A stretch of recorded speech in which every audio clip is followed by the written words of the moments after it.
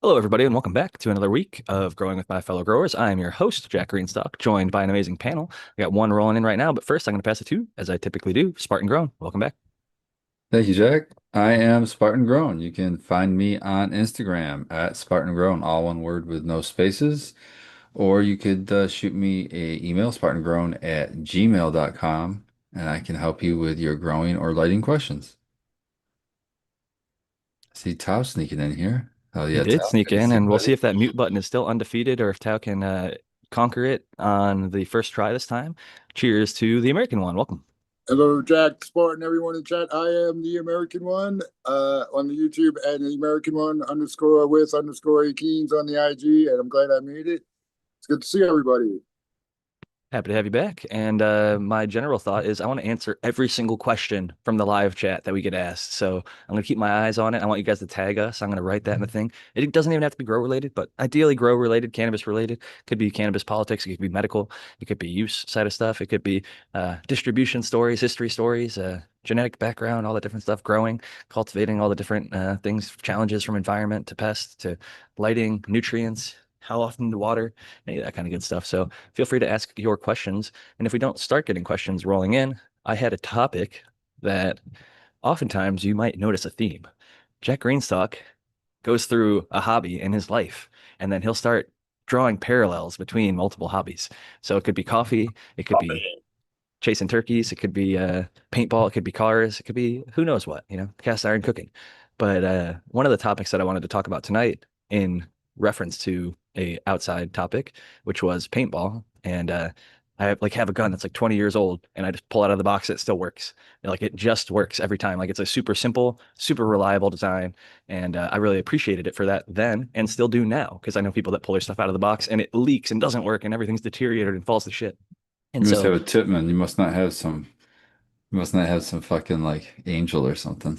it's even older fashioned than the Tippmann. I did have a Tippmann that was my second gun, a 98 custom, but then I went back. I went Yeah. from a Brass Eagle Talon, which was a plastic pump gun, to a 98 custom, which was a metal gun, to a Yep. CCI Phantom, which is an aluminum gun, which is even old Yep. school from 1987. The guy's been making them, and I got mine in like the early 2000s. It was a lot of fun, but getting way off topic already from the start of the show.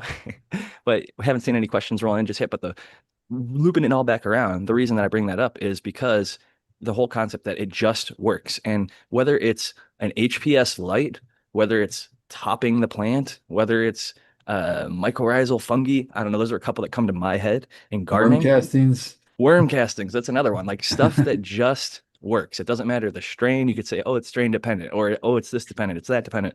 There is some things that I found in life that just work. And like I think earthworm casting is the one that you just mentioned. And it might not be the longest topic or whatever, because it's hard to find stuff that is so universally good. However, I'm curious if Tao, I saw him mute over there and I saw him unmute a little bit and I jumped over on top of him a couple times. So I'm curious if you had any other thoughts on that.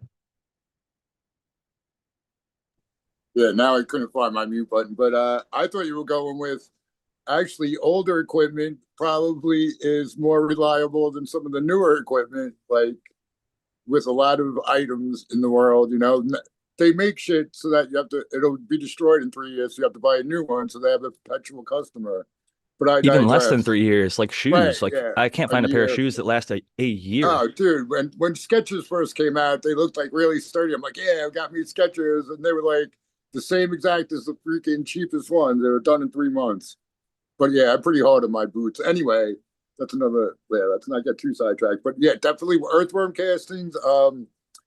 But yeah, having good airflow. I mean, like yeah, it's like you're saying, it's kind of far and few between.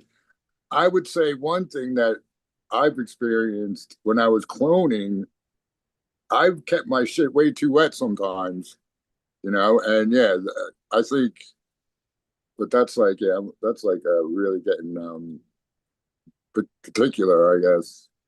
But yeah, I don't know.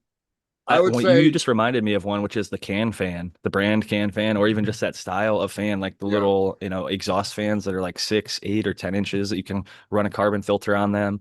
You can silence them if you're like myself, who likes to run the grow a little bit quieter. And it's just incredible. Like I've run them, several of trimmer them for switch. just years Yeah, nonstop. like no brakes. Now I've Yeah, got a when you think, I controller. thought about that too. I was like, I had that fan one for a year, and yeah, it's still I going, had one for like 6 constant. years. I never turned Wow, off. yeah, Like yeah. literally just left it running all the That's the time. air scrubber, exactly. I would say, you know what? And I thought about this too. If you ever have problems, I mean, make a fresh batch of subcool super soil, maybe cut it a little bit because, yeah, whatever. No, just make it the way you preached and do a run with that, man, and you'll feel great again. Yeah, I'm a big believer in the Coots kind of thought of keep it simple and you do better because and and uh and I guess it's a little more difficult than one might think. I was going to say keep it like reproducible so you could have the exact same results, but just collecting the ingredients for a super soil, the ingredients aren't consistent. So there's a factor that you don't have The control input. of. Yeah. Right. As You much as don't you can know. get it consistent. Like if you could Right. buy a lot at one time, so you've got one batch Right. versus There you buying like go. a bunch of 1 pounds, you buy the But 50 pound or you buy a 10 pound or something but like that. yeah, it's totally true though. Like when I first did the super soil, that first run that goes really well, and you got a couple totes full of the exact same dirt. That feels really good, man. When you get a really good run and then you have backup of the exact same super soil, that is excellent. But yeah, Another great tip. We got a yeah, question from that's neat. Hacky Home Grower says, question, is there a preferred time of day to take cuttings? So like morning, noon, or night, or like after lights on, after lights off, before lights on, before lights off, middle of the day, fresh after a watering. Personally, I like fresh after a watering and when they've been in the light for a little bit. I don't like to mess with them too much during the dark period, but shortly after lights on or after the lights have been on for a decent amount is when I typically go to doing it. But I'm curious, I Tao, what do you like? I've heard tales from I think me and Gene or maybe even Jodry. I don't know, one of them. I don't want to misquote anybody, but somebody said that would know that like was taking hundreds of clones during the year, not thousands of cuttings. They say there is a difference. You take it on the full moon during the full moon situation, and they supposedly root quicker. And I believe it, but I think it's it's not like a significant difference, but it could definitely have an effect, I believe, without a doubt. And yeah, I would say it doesn't really matter what time. You make sure that that plant is as healthy as it can be, and I don't think it matters that much. It won't make that much of a difference if you. I would say you don't want to take it if it's in the dark. You don't want to take it out of the dark and put it. I guess it doesn't matter because it'd be in veg state anyway. It So can work in all of the situations because I've yeah, tried it in all of them. Like right after the lights came yes, on, right after the exactly. lights went off, in the middle of the dark period, Even in the did middle it of in the the day dark. period. Yeah, It's yeah. like it'll It work doesn't under matter. any of them. I'm not sure But what exactly is like statistically ideal, but right, I it's would say always the fun to get different growers' feedback. most important thing is make sure you take it from the healthiest mom you got, the one that you want to take cuttings of. I agree. Yeah, and I don't think there is a best time, but I do agree with Jack. Is like I wouldn't take it and with Tao. I wouldn't take it in the dark, and I wouldn't take it really early when it first gets up because it's not the turgid presser. It's not very turgid. It's not very, if it's getting enough light, it usually starts to wilt over a little bit and bend over for the night cycle. And that's not really, I don't think, an ideal clone when it's acting like that. I think I want them to be standing up when I take those clones, and that's just me. Maybe there isn't a Good scientific, point. reason behind it, but I want my plants standing up when I take them. Uh, but other than that, I don't think that it makes a difference. I've never thought about that. That's a great question. I always like to think about the little factors because I'm sure if you did want to dial everything in to the most optimal, then you could find like, okay, if I take it right after lights on, 30 minutes in, 15 minutes in, uh, the second lights come on, an hour later, 2 hours later, and like I do this for years and years, I could figure out, okay, ideally it's right before lights come on or right after lights come on or an hour later, like I had, if I documented my statistics of it and said like, I got 99% success rate when I did it an hour after lights on, and that was the best one ever when everything else was like 70%. Then I'd be more convinced until I start seeing that kind of data or having that kind of need for specificity. Like right now, my clones will root basically like any way. Like I could put them in root cubes, I could put them in a oxycloner, I could put them in a cup of water and set that aside. I could put it in a cup of soil, set that aside. Put it in a cup of sand, set it aside. So there's just so many different ways that I could see why it can be frustrating if you're not in that situation where you're not getting roots really easy. I think one of the biggest things is less more about the time, of the taking of the clone and more about just the health of the mother. Is it healthy, vigorous? Like you said, does it have good turgor pressure? It's green, growing rapidly, and doesn't necessarily have any other signs of deficiency, disease, etc. This time of year, not a little trick I like to use is any of the plants that I get to grow outside, if they're plants that are my keeper cuts, ones that I'm going to continue growing, I like to take a cut off of them right about this time, because this is about the earliest you ever see, well, I've ever seen really any photoperiods start to flower. So I like to take clones right about this time, get them inside. In fact, we just did that. And there's just something about getting those plants that have vegged outside, back inside. There's just some kind of added vigor, I believe. When you do that, it's just being out in the sun and everything like that. Obviously, if the plant doesn't look good, I'll skip that plant, right? And because I'll have the backup already inside. But I'll replace my cuts with the outdoor cuts, my indoor cuts with my outdoor cuts to give it a little extra vigor too, I think. I think that's a good idea. And breeder, not breeder Steve, but DJ Short has mentioned that in his breeding books for like 20 plus years. And I think a lot of people have actually, I've heard that repeated by at least a half dozen, if not a dozen breeders on different podcasts. Um, I think independently verifying, maybe one of them heard it from another one, heard it from another one, or read it in a book, maybe DJ's book, or maybe heard it on a podcast, or just tried it once and was like, oh shit, this works really well. Like it naturally works out for a lot of people to put stuff out during that season. So Artman also commented on the clone front that aloe and honey can be used. He saw a guy using honey and sand and got that to work. And I've seen people use just aloe fronds where they just stick it literally in the aloe and let that root in there, or take that out and then put it into cubes or whatever. And aloe's got lots of good stuff in there. So not only protects the clone from bad stuff, but has some positive stuff. I've also seen coconut water used as it's basically a giant seed itself and has a lot of the good hormones for early life and starting things like that. We got one from user IT8LD for Life 9EIF. I did the best I could with that one. It says, I'm a home grower and say I really enjoy 2020 Mendocino The Spice, and I have a couple packs of those seeds. What is the best way to make sure I have the spice 20 years from now without clones? So I'm assuming that they're meaning like without holding a clone for 20 years, but maybe they're going to be okay with a clone for a breeding cycle to like keep a mother or do some back crossing. Or maybe they just want to do the straight F1, F2, F3, F4, F5, F6, like filial generation breeding, where you take a brother and a sister from a pack of the spice, breed those together, and then you have a F2 essentially. You're taking the F1 generation, the initial cross, and then Assuming turning the that into the regs. second. Hopefully they're regs. That might make it a lot That's easier. true. Yeah, that's a lot easier if they're regs. I'm not sure if the spice is regular. I think they've done both regular and fem seeds at 2020 Mendocino, but yeah, assuming that they're regular. If they're feminized, you're going to have to find two females that you like and then reverse at least one of them. Maybe even just a branch of one of them to get some pollen off of that to use to start pollinating to get the initial cross going. But there's a lot of different ways you could go from there. I know Spartan Grown has done some preservation work himself. I've actually got some of the seeds from that project called Project V. So I want to pass it to Spartan Grown so we could talk a little bit about how he has gone under that project to preserve some of Subcool, RIP, one of my favorite breeders, work. Yeah.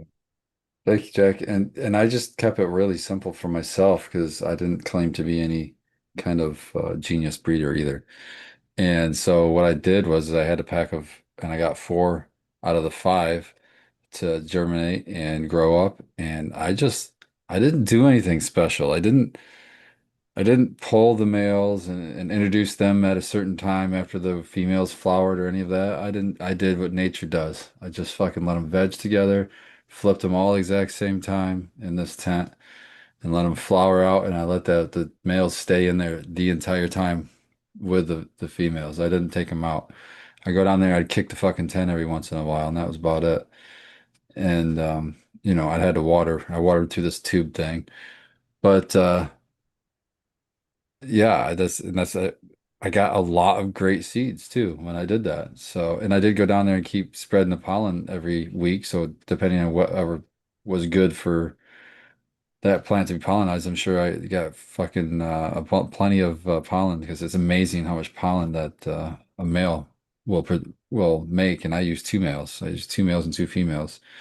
And if you wanted to just preserve the strain that you've grown, if you think it's not just a one-off and like maybe you've grown five or six and they all were great, then I would suggest doing like an open pollination as well. Like depending on what your size of your grow space is and what you can handle, you could do multiple males and multiple females and really open up those genetics to their full, whatever, you're really mixing within those genetics, everything that's really kind of possible.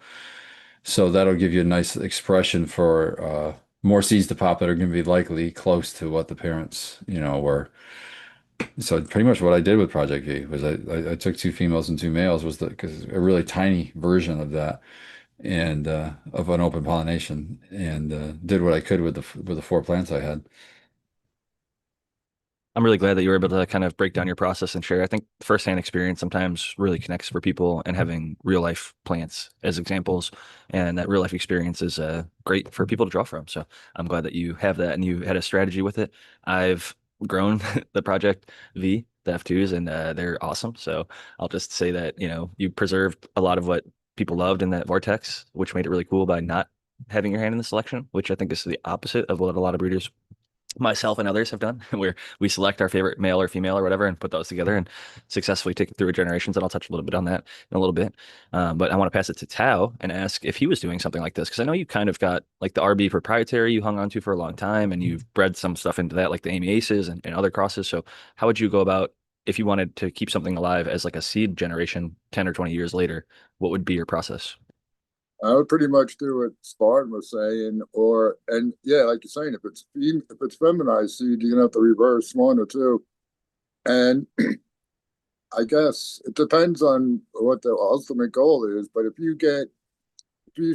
do one pack and you find a female that you're in love with, you could use that as the mother every time, or at least until perhaps you find, if you want to look for something different. You know what I mean? But then, like, yeah, every 3 or 4 years, or maybe every 5 years, I guess, depending on how good you think your storage is, you could do it. You got to do you should do another run and make fresh seed again. Is what I would do. I Good mean, point. yeah, even with the Amy Aces, but then, and also, I think, well, actually, I don't know, but the first time I created the Amy Aces seeds, it was really healthy plants, and they made just so many seeds. It was unbelievable.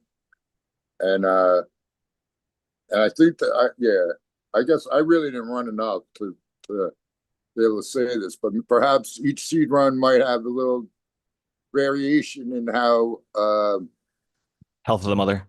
yeah, health of everything, like how the progeny is. Like the first one I did just seemed, well, maybe it's in my head too, but they were bigger seeds, even though there was a lot more of them, and they seemed to be a little bit more healthy in definitely in the earlier seedling stages. And it was the exact same clones of the mother and father.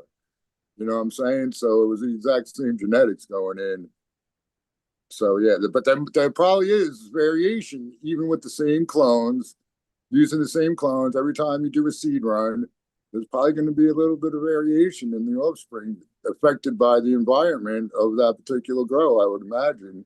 But it'd probably be not super not big variance, but what do I know? Yeah, I'm just thinking out loud. Yeah. Or You could hedge your babble. bets though too. Hedge your bets too. And when you're doing that little bit of breeding, if you're using the male and getting pollen, you can also collect that pollen and freeze that to store that for long term, up to a year, maybe at least.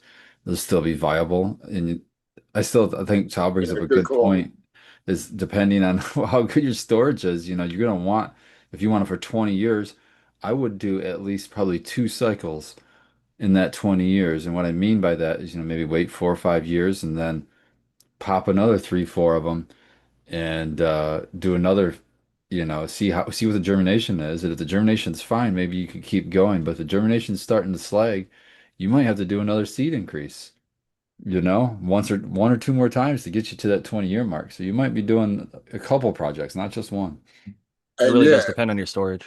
Go ahead, Tao. I was gonna say then if like yeah, you should save some seeds from each run too, because as you go down the line, it's gonna change. Like, yeah, you can have F1, F2 seeds. So yeah, that's why maybe you want to try and keep that clone so you can do a back cross to something that you know that you like. And it's from the original set of seed, not the F2, F3, F4.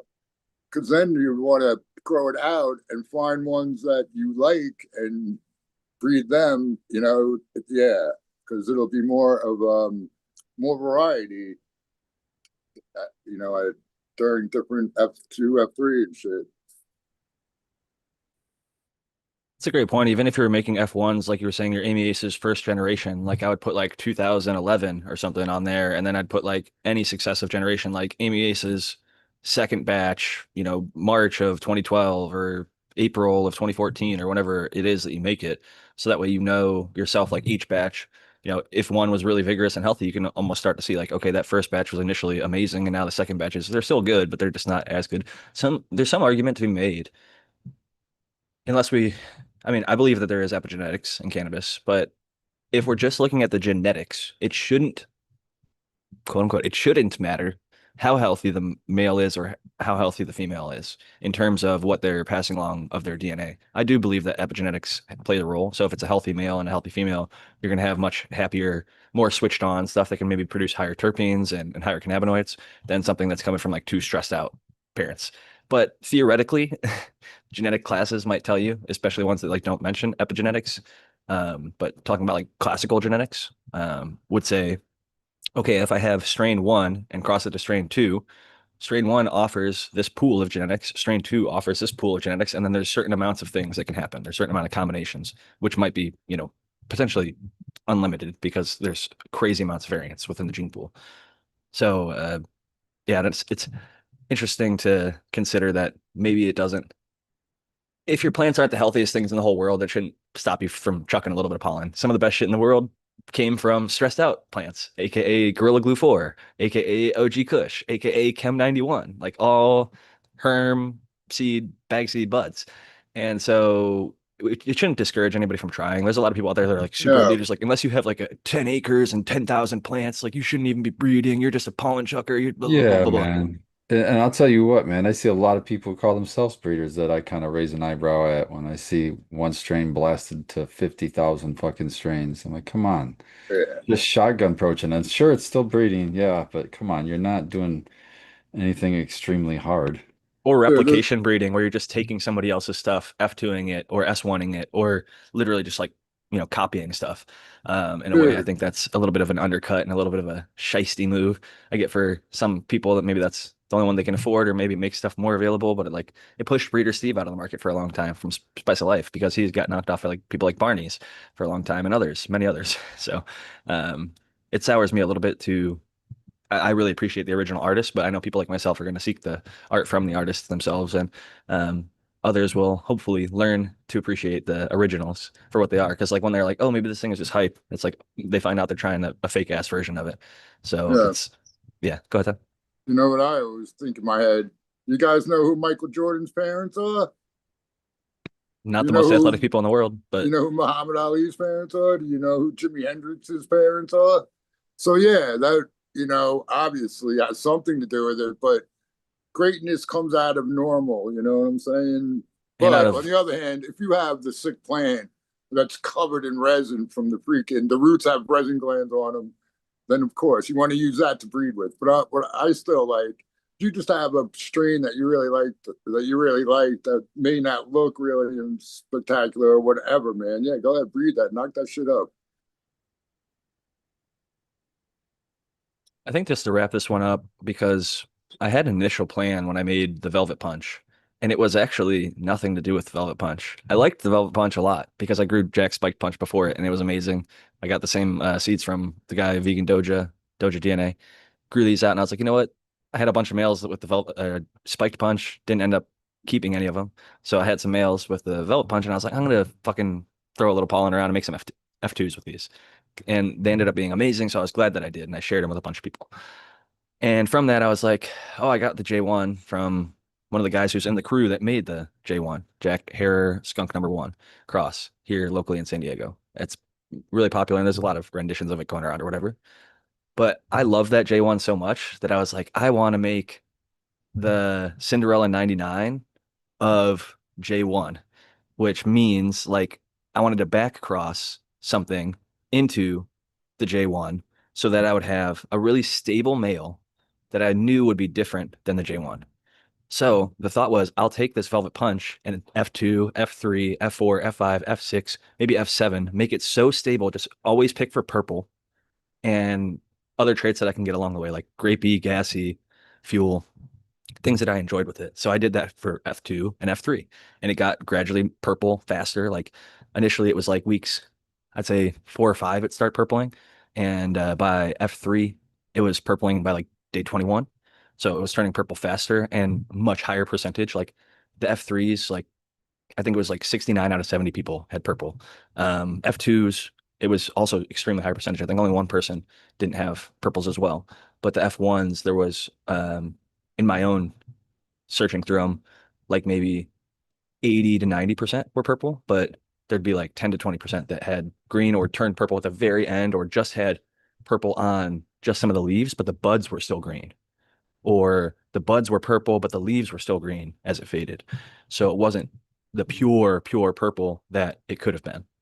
And so, long story short, I was trying to make an inbred line with the Velvet Punch and have it essentially be like an F6 that was always purple, so that I'd have a male when I'd cross that J1 as an F1.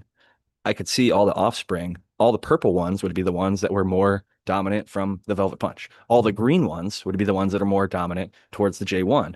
So after the first generation, I would be able to then take J1 as a mom and then pick a male, which is just a green male from the F2 generation of that cross, and put it back onto the mother. And then you go from like 50 to 75% from the first cross. And then after you do that again, the BX1 and then BX2, it goes from like 75 to like, I think it's like 82%, maybe 88%, I think is the third cross.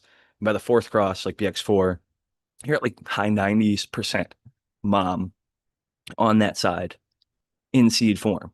So Cinderella 99 is like a really almost pure back cross of a Jack Herer that he got from like Sensi Smile coffee shop in Amsterdam that he brought back. I think it was like a bag seed thing as well.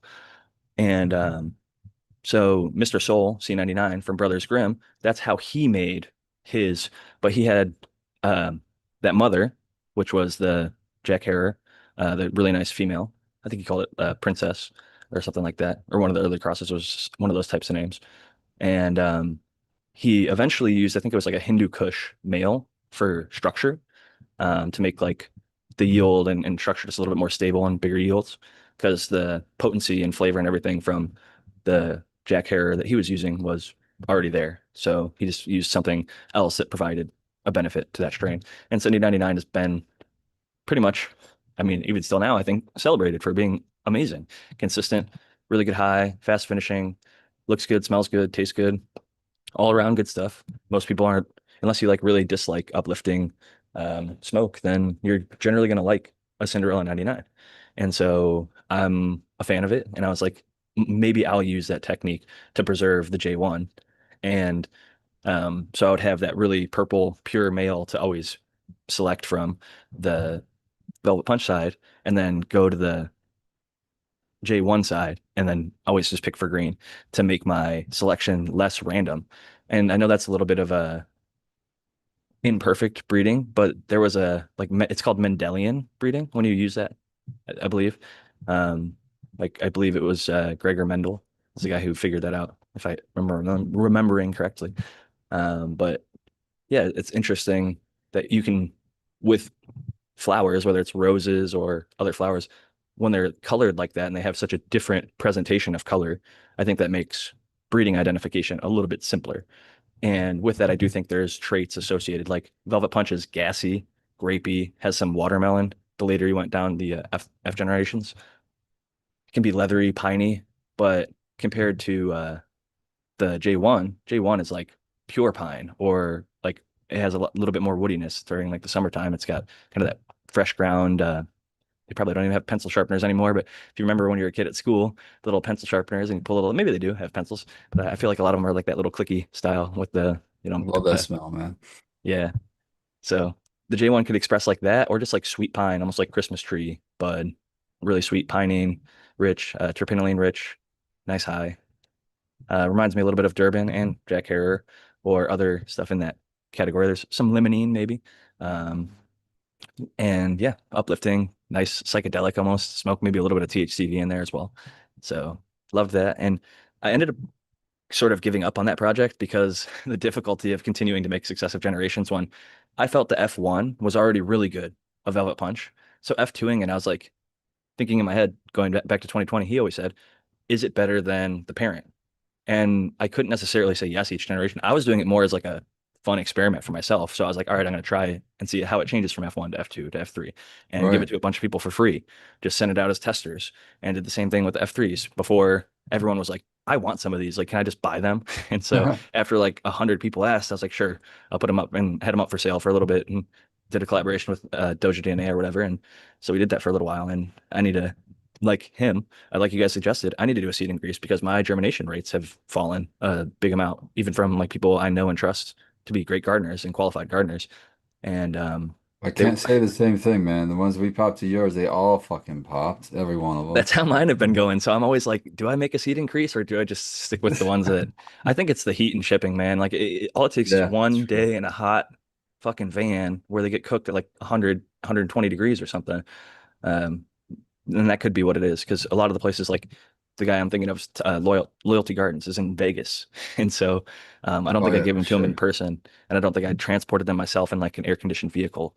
So the chances of them getting cooked in Southern California gets pretty hot too. It's like we're on the coolest like 60s, but um, most of the time it's like 70s and 80s. So even that, when you get into a vehicle, enclosed packaging and all that stuff, like it Yep. just escalates and makes it a little bit more difficult. One of the things I want to mention about seeds generally, fresh seeds are the fucking best. As soon as they're dry enough to germinate, holy shit, I think fresh seeds germinate better, grow better. But as Spartan's saying, like even my seeds from I don't even know how many years ago it was, You several told me years those a ago. while ago. Yeah, there've been several, and they just been sitting in my basement fridge, my little seed vault.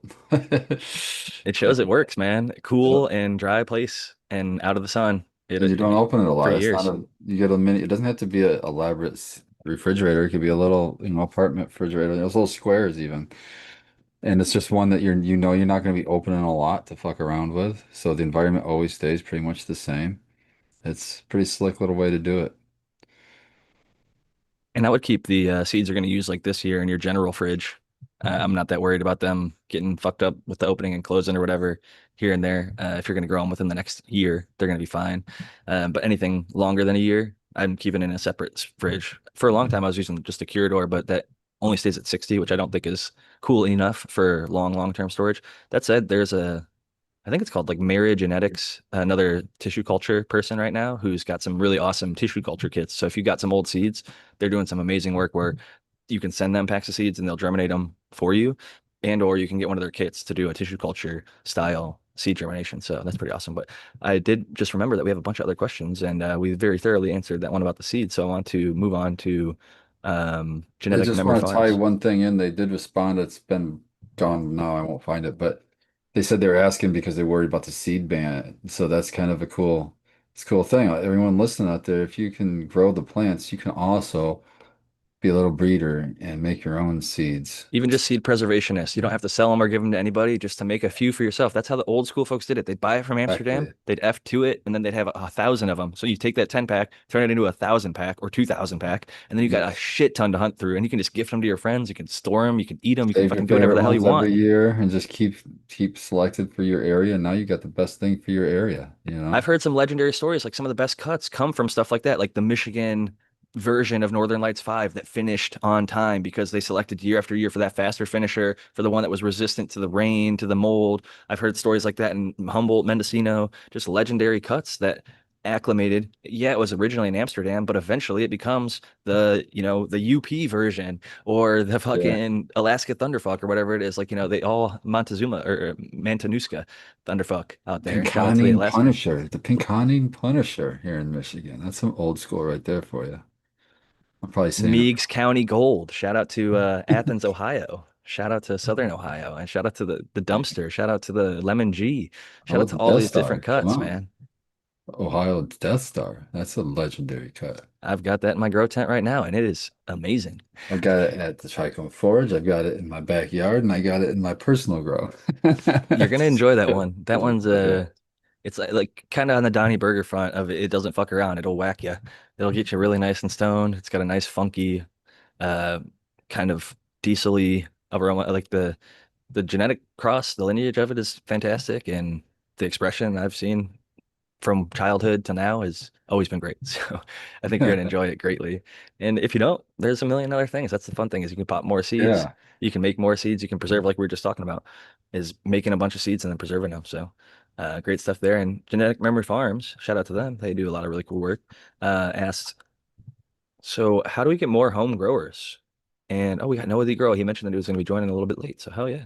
He says, how do we get more home growers? We used to have 3 grow shops in Chicago's south suburbs, and they are all gone. 1 grow shop left in the city. What is happening to home grow? And I think before I intro Noah the Grower, let him get hit all situated over there, I will say just quickly, I think it doesn't necessarily mean home grow is dead. I think that a lot of that is brick and mortar might be quote unquote dying or dead. Like every big shop that's not like a Walmart or a Target or something is being squeezed. And Amazon is a big reason. Temu is a big reason. Any online purchases that put the small grow shop out of business are a big reason. And Noah the Grow is actually a perfect person to introduce because he's had a very similar experience in his area with grow stores. He said there used to be everywhere. Now there might just be one, and he's seen a bunch of them close and he knows some of these guys personally. So Noah, why don't you welcome yourself in and introduce yourself again to the people, and then you can maybe pop off a little on this topic. This is a topic near and dear to my heart. The biggest grocery store in my local town. I knew the guy that owned the thing. I have known him since 2014. He routinely would he crushed every guy's store around here. And now it's been long enough. So it was like he passed away in like 2018, but allegedly I had friends that told me that he was basically just money laundering from big grows that he had.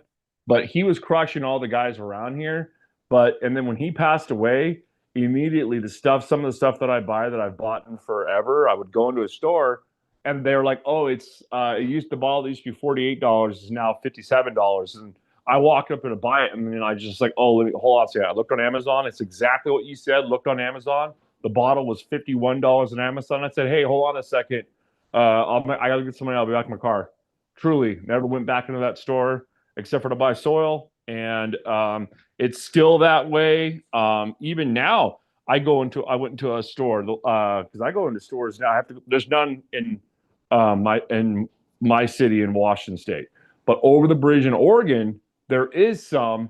And I know all the guys that own those stores. Some of those guys have already got out of business. They moved like out of Portland to like littler, cheaper places. It's also rent in high expensive areas too.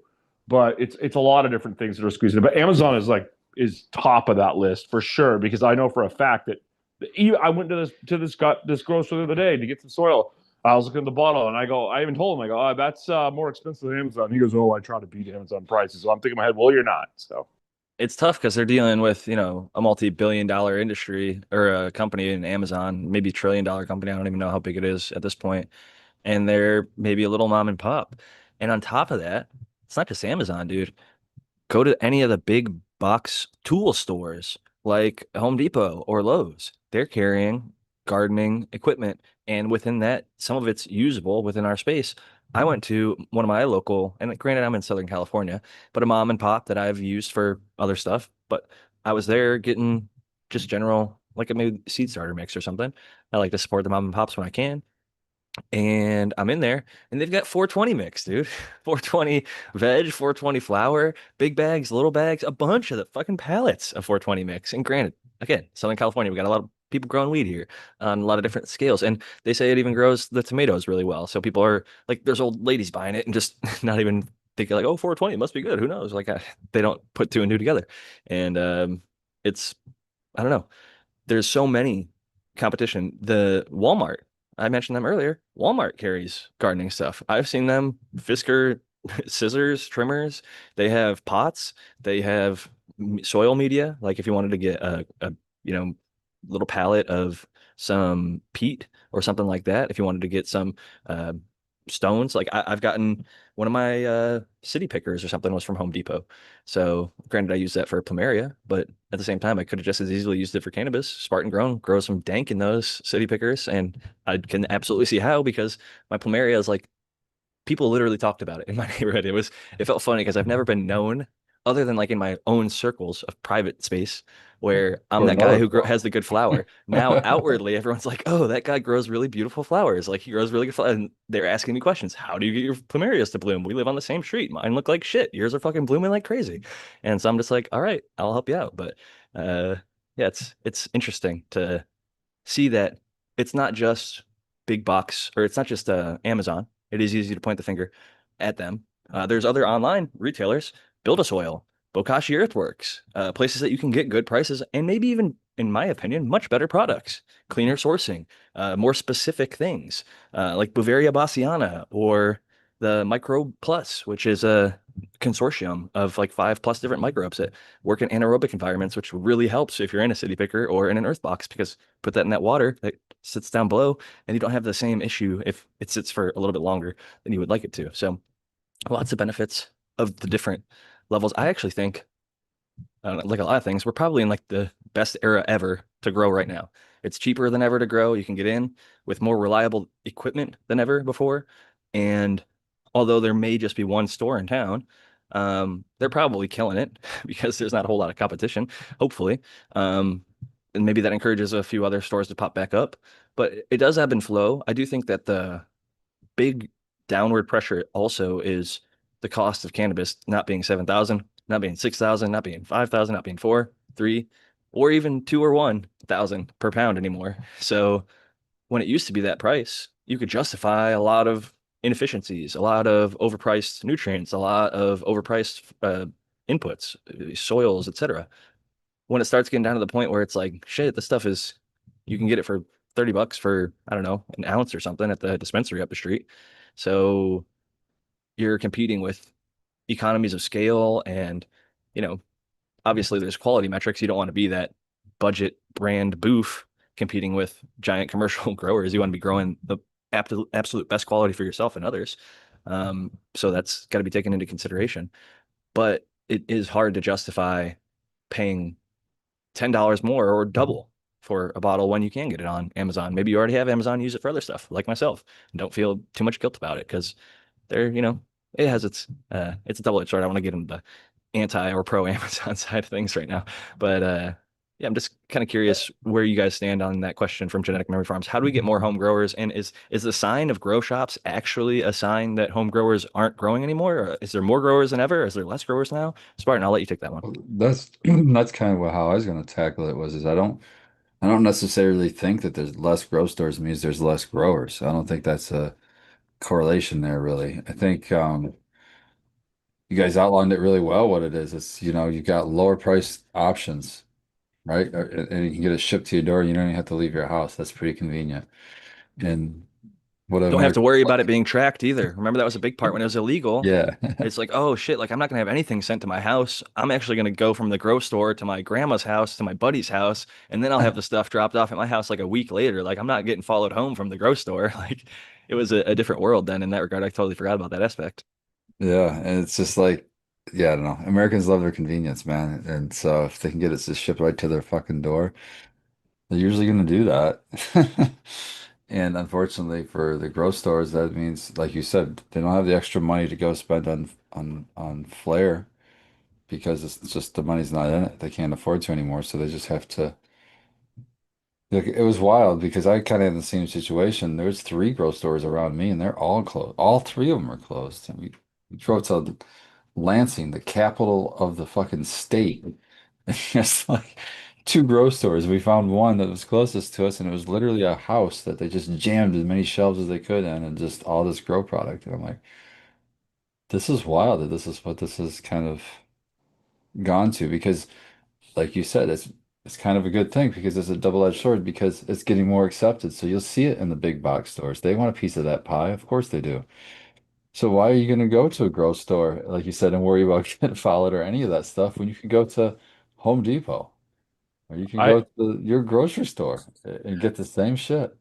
I hope you're right, but I'm afraid you're not. I don't If know. you look into it, There's a big push of if you people look that went into back it, to just vegetable farming even during COVID and all that. So yeah, there's that. But 100 years ago, there wasn't even a supermarket. 100 years ago, if you wanted tobacco, you had to either go to a trading post or you had to be a tobacco farm. 150 years ago, there was tons of tobacco farmers. I guarantee you guys know very little, if any, tobacco farmers. That's because it was industrialized. And that's what's happening. I'm afraid. I want to be wrong, and I hope I'm wrong, but I don't think I am. I think the dispensaries and the stores have had a huge negative impact on home grows, and I've seen it reflected in a lot of my friends and people I know. It could just be my circle, my area, but Yeah. we'll see what happens. You know what I mean? And Well, I'll take you like guys to out in think, my grow room later. You know what I mean? So I'm growing. So, but I just yeah, do think yeah. less But I'm, people are growing. So, but I'm looking at like home um, grow at a scale of growing for themselves. And I think that like even a dispo can encourage people to grow themselves if they smoke something they really like, but then they can't get that shit anymore. Maybe they'll be like, all right, I'm gonna get some seeds and I'll just grow that. Yeah, I think no is right because this is what I think. Now that I thought about it a couple minutes, everybody was growing before the prices dropped out. That you can only lose them, and anyone who wasn't growing before the prices dropped have even less incentive to start growing. You know what I mean? Because they Well, can they just have go some get it. incentive. I'll argue on the other side because it's Okay, illegal now. They're not going to have their door kicked in. They're not going to have that their is dog true. shot. They're not going to go to jail. They're not going to have their kids taken by CPS anymore Right. in a I lot don't of want to push places. back too hard, but I'll just say they shouldn't. They You're They right. can. shouldn't They still You're have. right can. on They It that. can still You happen. did shouldn't. right on It's federally still a fucking nightmare. that. And Right, so if but I even if think there's firearms are more. involved, that's still sticky. And I I think think there's, everybody should have all their rights and just fucking America, do what you want. and well, I think there was a big article that just came out that said that a bunch of the cases went to the Supreme Court, and they basically yep. ruled that you cannot get in trouble for marijuana. You It's know what I been mean? like 4 different times: Michigan, Maine, Right, Oklahoma, another one right. just in There was Florida, one in Washington, a couple California, falls here in Washington Texas. State. So Washington, big yeah. big bunch of people. Then they had medical cards too. But it's I'll tell you right now. I'll tell you a story. I went to the grocery store. I knew the guy. I knew the guy that owned the store. I knew all the guys that worked there. There was this guy that worked there. We used to talk about trading stocks and crypto. This is 2020, 2021 before they went out of business in 2022. And I remember I was buying like I can't remember what it was, but it wasn't very much. It was a smaller type bottle, and maybe I was buying like 10 bags of soil where I used to buy like 30. And he goes, what are you even doing right now when it comes to growing? And I said, I'm just growing a little bit, maybe I got an ounce here or there. And he goes, you're not going to get rich off of selling ounces. You got to be selling pounds to the East Coast. And I just said, hey, I'm not doing anything like that. And he goes, you're not going to get rich. I'm like, I'm not trying to get rich. But I do think that there's that mentality of a lot of growers that were just like trap growers that had trap houses. You know what I mean? Let's just be honest. And Yeah, they the were in it gross, for the profit, not they were for in it for the the passion. profit. Yeah. And You love the plant. You like yeah, smoking it yourself. You right, like trimming it yourself. You like the right. best quality shit. You're not doing it to make the most money. You're doing it to make the best shit because you want the best shit for yourself. And if there's extra that you can make a little extra side scratch on, then good for that. But I Me think and my me go and ahead. my buddy were drilling holes in that canoe. That's what took me so long. I swear to God. I told him, I said, hey, Hell let's yeah, take it down. man. I said, let's take it I down love the an street update. because I don't want the fiberglass. I don't want the fiberglass to get into my yard. They're gonna come back and streak the sweep. And we're down there drilling it. And my have like a really long driveway. And I could smell the weed coming through my carbon filter. And there's only one light and flower. I could smell that pot almost Your 100 shit's feet too from my dank. house.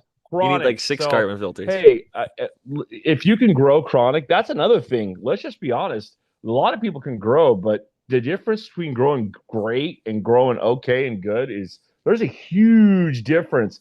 But the thing about it though is that the people at the stores, like I go to somebody's house and they're like, look at this weed I got for $100. I'm thinking, dude, if you had showed up to my house 8 years ago and I was selling that for $40 an eighth, you would have laughed at me. So I don't know, man. I think people want like World's $100 changed. ounces. Like when you go to like the liquor store, there's people that are buying, Schmitz and Rich and Rare. They're buying all this cheap liquor. You know what I mean? Like back in the day when I used to smoke cigarettes a long time ago, I used to get Harley Davidson cigarettes and they had Camels and Marlboros right there. But I used to get the cheapest basic GPC, all these. So there's always been bargain hunters. And I If you believe that a care lot of about it, those you'll pay bargain for hunters are more. going to the dispensary. So Some people that care will pay for like if you love wine, you'll get the fancy wine. But if you don't give a sure, shit, you'll get the $2 chuck. totally. If you love tobacco, you'll get the whatever fancy American Spirit or American the Spirit. natural whatever it is, cloves, whatever you want to smoke. Whoa. I'll say this: tobacco, a lot of, and you can do your own research and trust science, whatever. Tobacco, I have a very strong belief causes cancer, and it's not the best thing to smoke. I do think that they've grown it a lot differently now. Like the natives were growing it differently than the big commercial fucking farmers. But if you look at tobacco use over the years, it's like a big decline, right? It's doing this, right? It's kind of plummeting. Granted, there's like the vapes and stuff, so there's a little uptick, but it's kind of, dwindling relative to what it was at its peak in the 60s, 70s, 80s, 90s, 2000s, etc. There's been a lot, like billions of dollars on anti-can or tobacco campaigns, and they've been successful. A lot of the younger generations don't smoke. Um, Cannabis, on the other hand, I think is a harm reduction tool from a mental health perspective, but also just the physical benefits it provides, potentially anti-cancer, but even without making claims like that that haven't necessarily been proven by science, quote unquote. What has been proven, the antimicrobial factors, the anti-inflammatory factors, and all of the different benefits psychologically from like ADHD to ADD to autism. So many different people using it. PTSD. I think a lot of people have shown benefit even now in trials in Canada, Israel, other places. They're using it for head injuries in Israel and other places. I've mentioned in the past, if you get hit in the head really, really badly, like a motorcycle accident, like the 1,000 people who lived, who quote unquote shouldn't have, had high amounts of THC in their blood. And when Israel started doing research on that, they started finding out when you have severe head trauma, if you have THC almost immediately after or during in your blood, it reduces the amount of brain trauma. And so when they have military, like a explosion or something, a grenade goes off and somebody has head trauma, they immediately give them a THC and CBD nasal mist, like a nasal spray for allergies or whatever. But it's THC and CBD to limit the amount of damage done long term to the brain. And people always like praise me for my memory and stuff like that. I've had dozens of concussions. My ostensibly my memory should be fucking terrible, but I think because I was using cannabis in heavy amounts, I maybe got less impacted than I would have otherwise if I didn't have any THC in my system.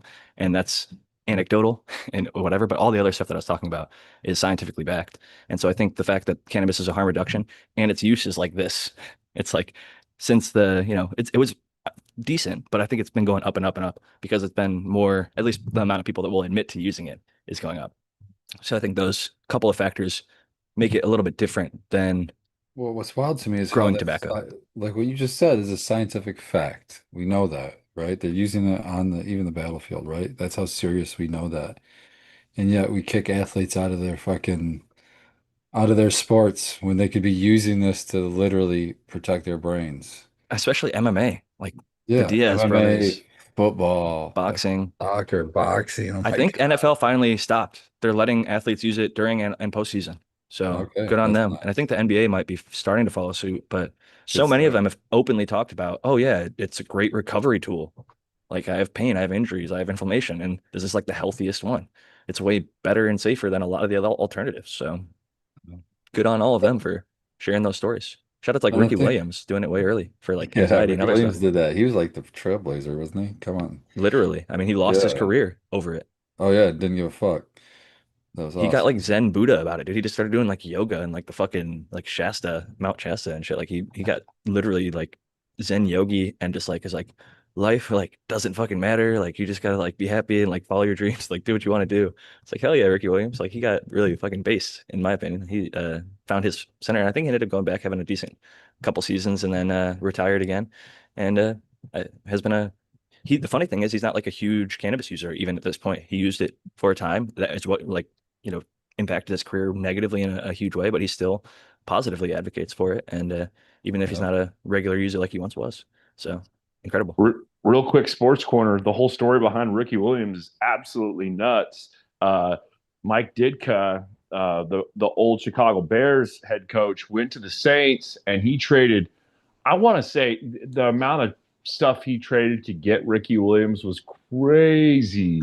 And then when he did pretty good with the Saints, but then when he went to the Dolphins is when he got busted for smoking pot and stuff. And he's a really cool dude. I think he's like a big hallucinogenic, you know what I mean, like mushrooms. I think he's into that kind of stuff now, but he's still old school hippie, rocking a beard, a big old beard. He's a cool dude. That's another big chunk of home growers have switched over to the psilocybin, growing mushrooms, doing things like that too.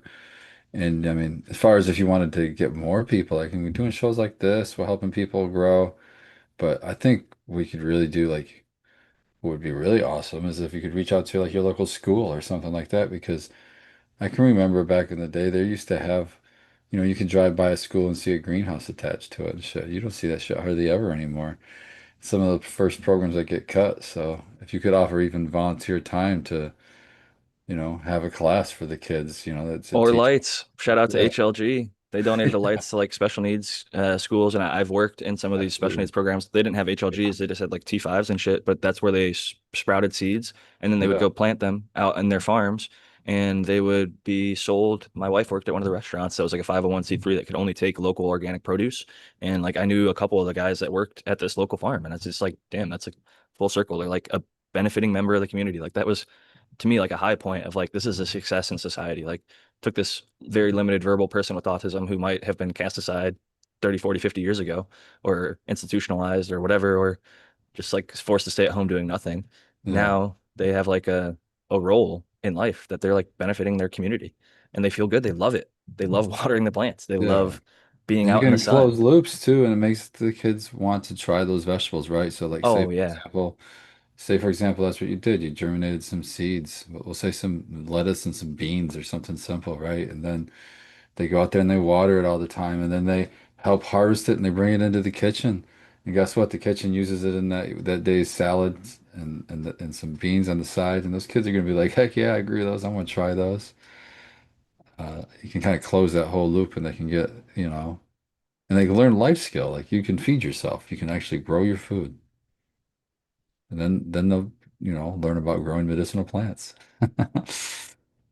There was a guy, I can't think of his name. I think he's from like the Inglewood area, and he said we got to like make gardening gangster, and he was like teaching like the inner city people how to like garden. Um, and he had a lot of really cool stuff, but fucking, oh man, where's I going with that? He just, I don't know, making it int oh, he said kids who grow kale will eat kale. If they grow it themselves, they'll eat it. They saw it from the start. They saw it grow. They saw it get big, and then they went out, harvested it, washed it, and it's fresh. It's crispy. It's way better than if it was like bought from a store. And they have a connection to it, even if it's like bitter, even if it's a green, even if it's something that's not necessarily appealing to a younger demographic or a demographic who is picky about eating. They'll much more likely eat stuff. My brother in Ohio, he's got a garden in his backyard. He's growing raspberries and a bunch of other stuff, but the kids love going back there and picking the stuff and eating it fresh off the plant, like washing it and having it right then and there. It's like getting them eating more fresh produce and fresh, veggies and greens and things like that. And it's relatively affordable a lot of places. I know that's the whole premise of the whole cheap home grow.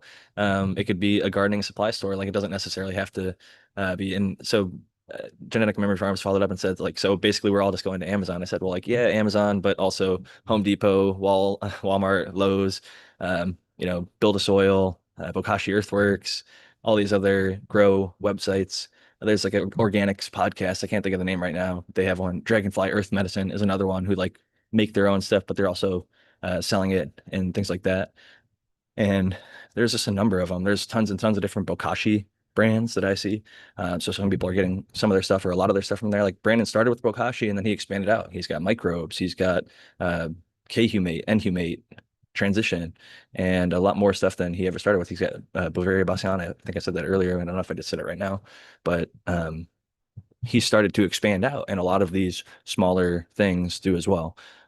So yeah, I think that there's lots of options.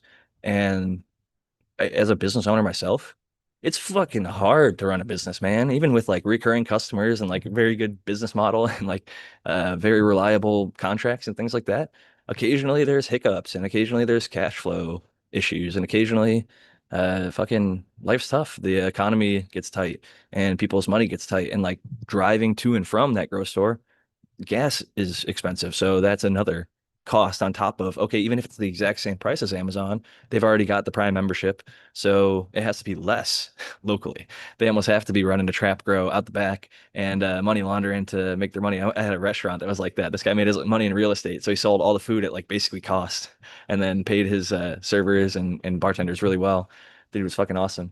And the place was awesome. And one of the guys rightfully said, he goes, that same truck pulls up to like pretty much every restaurant here on the 101.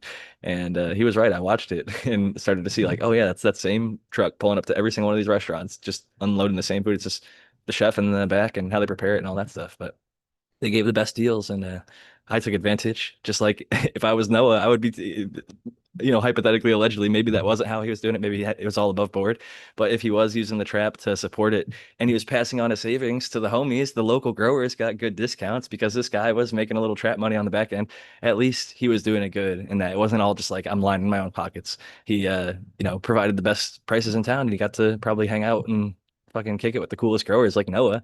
I imagine he got some fucking dank nugs thrown his way from time to time. A lot of the guys I met at the grow stores benefit from that, right? They get to know who's actually doing the good shit. They come in, show off their photos or whatever, and chit chat and exchange buds sometimes. That was always one of my favorite things to do when I got close enough with one of the grow store employees. It's like, oh, you grow too? What do you use? What strains are you growing? How do you like to do this, this, and that? And I learned a lot from one of the guys. He's fucking the guy in the J1 crew. He got me fucking hooked up with a lot of cool shit. Techniques, fucking genetics. You never know. Being nice to people, holy shit, man. That opens doors. Like I'm the guy who just talks to everybody. From the guy at the gas station, which funny enough, I mentioned that because like one of the guys I used to just talk with casually at the gas station moved to Michigan and blew up a home grow, like whole basement operation, like 10 to 12 lights for flower, had a veg space, like complete. I just like kind of gave him a little nudge and told him, like I showed him some of my plants and like what you could do. And he's just like, you know what? Fuck it. I'm gonna stop working at this gas station, move to Michigan, and just start growing a shit ton of weed. And this was like 5, 6, 7 years ago when the prices were still reasonable. And so good on that guy, It's just cool. Like the opportunity exists like that in this beautiful country and many others out there where you can grow legally or otherwise because it's been a rebellious plant for many, many years. That's part of the I think a lot of people actually rightfully pointed out that's like part of the thing that made it cool and attractive. Funny enough to like teens and like the rebellious types. If it's just like legal and it's that thing that like mom and dad do, so often the kids like, like there's a lot of kids this generation that aren't drinking because like, oh, that's what their parents do. It's just like that's what old people do or something, It's like they don't consider it like a cool thing because it's just like legal. It's been around forever and it's whatever. So yeah, it's interesting to see these changing trends.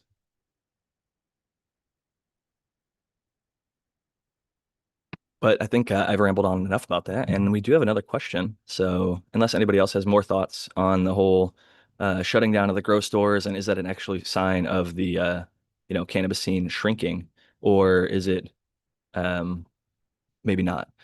Because I don't necessarily have the numbers. It's always tough because I think even if you put out there, "Hey, are you guys growing weed?" Like, not even still, not everybody would answer honestly. Like, even if it's legal in your area, I don't think everyone's gonna say, "Yeah, I'm growing, and I've got this many plants, and this is how I'm doing it."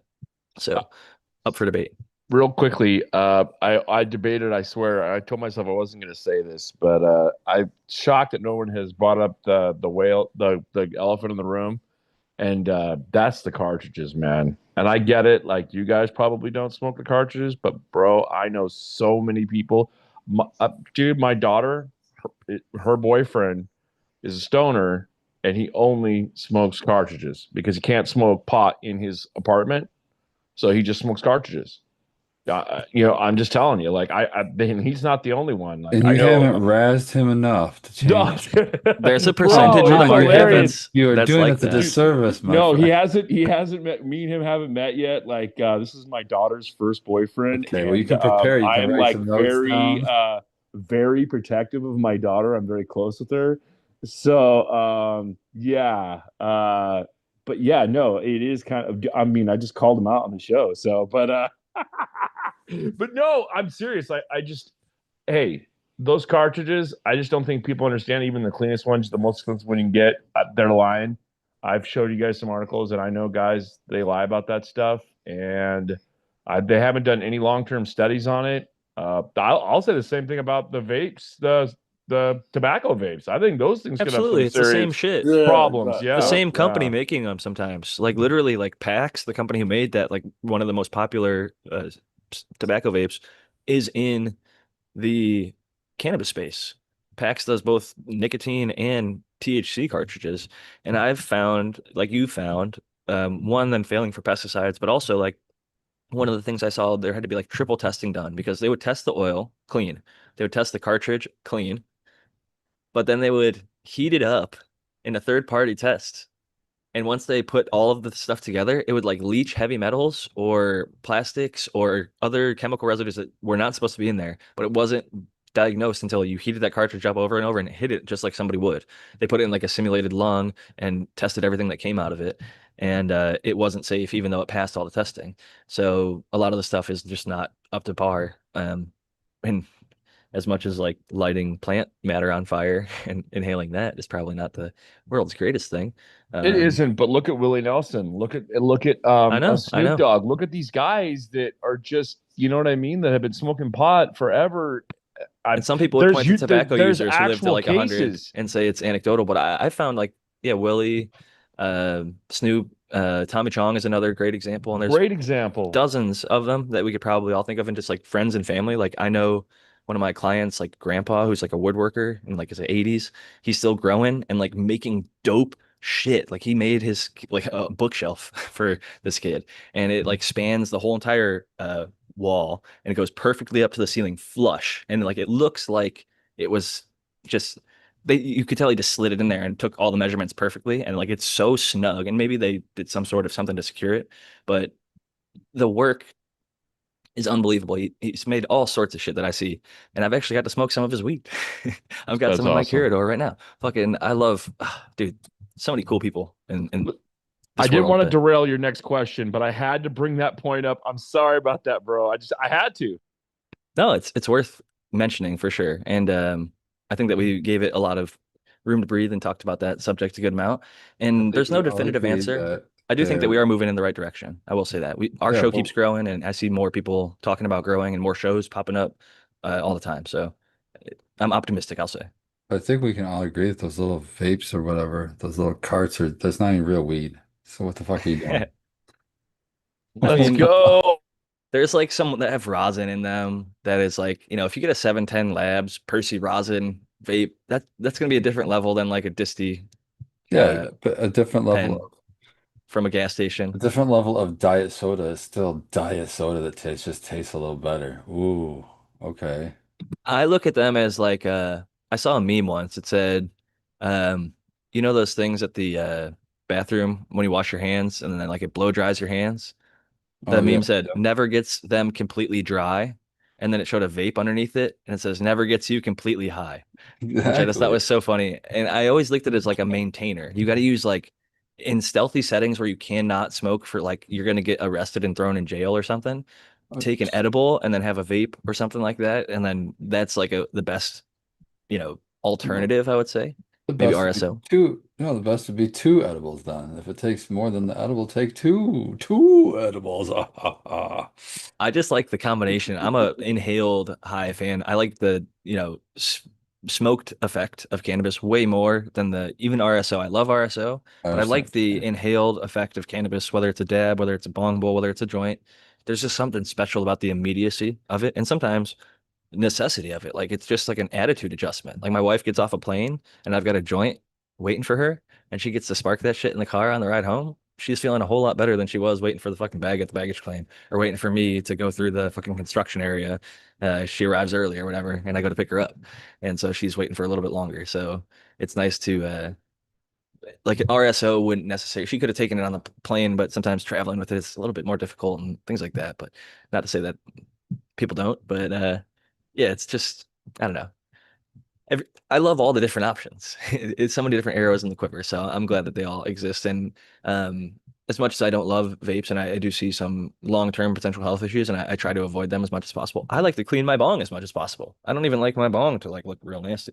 Like it's I think yeah, I guess I can't really see it. The water is a little yellow because I've been smoking bowls for the last hour or so, and I should change out that water, but it's been less than a day, so I won't be too hard on myself. But I can say even like the down stem of the bong bowl, if you like take a Q-tip to that little area right there, um, after a couple bowls, you'll notice the flavor dramatically improve because you're not pulling that smoke through a bunch of harsh resin that was thankfully no long like I think not in your lungs. The fact that it's in the water, the fact that it's in my bowl is a good sign that's not in my lungs. I should probably get like an ash catcher because man, they've had those things for a long time and they keep your bong a lot cleaner. But then I think you have to clean the ash catcher, and that's even harder to clean sometimes Oh, than the you bong. buy a cheap ash catcher. Then when it gets fucked up, you just fucking throw that shit in the garbage and you buy another cheap I ash I catcher. like that one. It's good. Glass is infinitely recyclable, so I could bring it to my local glass shop, which does some really dope shit. Oh, I've gotten to see them blow glass live. It's fucking awesome, man. I love that. Just being in the hot shop or whatever the fuck they call it, with all the quote unquote glory holes where it's like thousands of degrees or whatever, and they're fucking taking glass in there and pulling it out like red hot and like blowing it and making it bigger and spinning it and shit. It's just amazing what people can do with glass. I'm a big fan, and I always have been ever since I first started smoking. I think like that was one of the first upgrades. I went from like Gatorade bottle bong to like this thing from like Senior Frogs called the Yard, which is like a 3 foot long plastic container that has like a beaker shape at the bottom, and at the top it had like a beaker shape because there's like a margarita or something served in it at Senior Frogs. We cut the top portion off and then taped around it, drilled a hole in there, and like fucking made that a bong for a while. So I tried to get away from the plastic and soda cans as quickly as I could because I think that's no good. I think yeah, sometimes the illegality of it caused more of the harm than the actual cannabis. Like I was worse off smoking from the plastic rigs that I was smoking out of, or the tin can that I was smoking out of, than if the guy at the corner store sold me a pack of Bob Marley rolling papers. Yeah, so shout out to that guy. But yeah, some people would like card you or whatever and make your life difficult, and or you'd have to ask an older person who was 18 plus to get you some papers. The struggle was real back then, just to get high and not have to expose yourself to harsh chemicals and shit like that. So um, I've gotten way off track, and I do have a good question from elove9660 who says, "Hey guys, how do you keep pollen from clogging up your filters or escaping accidentally to pollinate your other plants?" And I'm going to pass this one along because I've failed at this. I pollinated all my plants. My new rule is if I'm making seeds, all of the plants are getting seeded. Like I don't do like I'm going to have a little section over here, a little section over there. I'm not good enough. I've tried it a couple times. I tried sealing things up. I tried spraying things down, and I thought I was so like a perfectionist about it, like type A with it. No, I fucked up and my pollen slipped out and got my non-seeded bud had more seeds than any bud I think I've ever tried to grow. And yeah, when you're not in a sealed space, when you're intense like I am, and you don't have perfect filters on the in and out, it didn't work out well for me. So I'm gonna pass it to literally anybody else. I think I'll start with Tao. Have you had good experience isolating, separating, and preventing your non-seeded plants from getting seeded? And just to Yeah. repeat the question, like, yeah, how do you go about not clogging up your filters as well, or accidentally letting pollen Well, escape? yeah, I never have that much. I would think, no, I guess it makes a lot, but I never worried about my filters getting clogged. I always overdo my filters. But what I will say is I do it on separate floors. I had like the plants that I was going to pollinate, I had in the basement, and the other plants I had upstairs or in the main floor. But yeah, you pretty much do not, if you want to have unseeded plants, you don't want to have a male on the same floor with them pretty much. But it can be done. I mean, I've done where I took the male, put it in veg pretty much, and when it was opening, and just to make some seed, I would take the female out of out of its tent or whatever, out of its room. I would bring it into a totally different room, and I would take the male too and bring it into a totally different room. And I would put the female like high up somewhere on like top of a refrigerator or something. And I would bring the male in there, and I would just pull down one branch of the female, and I would just take one branch. I would cut it off the live male, and that's what I would use to hit. And then I go back and forth a couple times with the male branch. But other than that, yeah, I pretty much separated by on the floor that I had the male plant where I was going to make seeds. I assumed every plant I wanted to have seeds, so that's pretty much what I did. And yeah, so if you have your veg area in that area, you don't have to worry about it because obviously there's going to be no, so that's pretty much how I did it. and it was always fine. And after I did do that, I would, after I harvested all, then I'd wash everything and spray everything with water. And even after that, so like, yeah, when I do that, I would take a live male plant, put it in with a tent of all girls when I knew the time was right and the male plant was giving off pollen. And I would leave it in there for 3 days or so, shake the hell out of it for 3 days every time I walked by. And then I would take the male plant out, kill it, and and then spray everything, spray everywhere. And I didn't have too much after that. Like the next crop was always good. I never had pollen that really continued on. You know what I mean?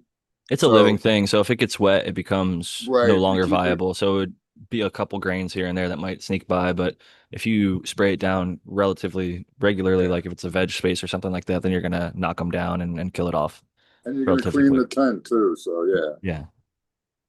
I will say yeah, one thing about carbon filters is their covers, not replacing the actual filter, but the actual cover. You could have like a 6 foot tall male locked into a tent and shake the shit out of it and cover that whole entire cover and then replace that thing for like $5 or $6. They're so cheap. The actual covers of the carbon filter, not the carbon filter itself, but the sleeve that goes over it, like a little cotton, whatever the heck the covers are made out of. So I think that's something to not worry too much about. And I do remember Kyle Breeder used a bunch of tents and he was using a bunch of different males and doing a bunch of different crosses side by side. And one of the ways that he prevented cross contamination was he used like a HEPA filter that was kind of like I think it was like the intake or the exhaust. It was only like one way. It could only go in but not come out. And then in the middle of that, there was a HEPA filter that just like dropped into this box. So it was like a little metal device that you could put with hose clamps on both sides of it. Um, you have like your intake fan over here, then you have this filter device, and then you have like another hose that goes into the tent from there. And so anything that goes through, it can only go the one direction, and it cannot allow pollen to come back out. So I thought that was kind of a cool innovation. And I've seen a lot of people do like closet and tent breeding and do multiple males and like stuff that I wouldn't feel confident doing, but they keep things sealed up better than I would and are less curious and better at making sure everything is done properly. But I want to pass it to Spartan and see if you have any thoughts on how to avoid clogging up your filters or accidentally pollinating your other plants. Yeah. I pretty much agree with Tao. My biggest thing is just like get it out of the room so it's not even close. Other floors, that's awesome. If you get even further away, that's even more awesome. To reduce that risk. As far as the filter thing, if you're talking about you're in a tent, don't put the filter in there, right? Put the filter outside the tent. Filter the air that's going to be intaked into there, and to exhaust out, you can filter it that way if you're doing that. But yeah, don't put it in there. Let the let the pollen stay in there, hopefully sticking under your buds and filter on the outside. And also another tip on that, the sleeves, you can just throw those in the washer too. If you get those full of pollen, pull that sleeve off, throw that in the washer, maybe buy another one to put on there and run it, and then you just can keep swapping it and washing them. That might be another good thing, maybe a weekly task or something to do.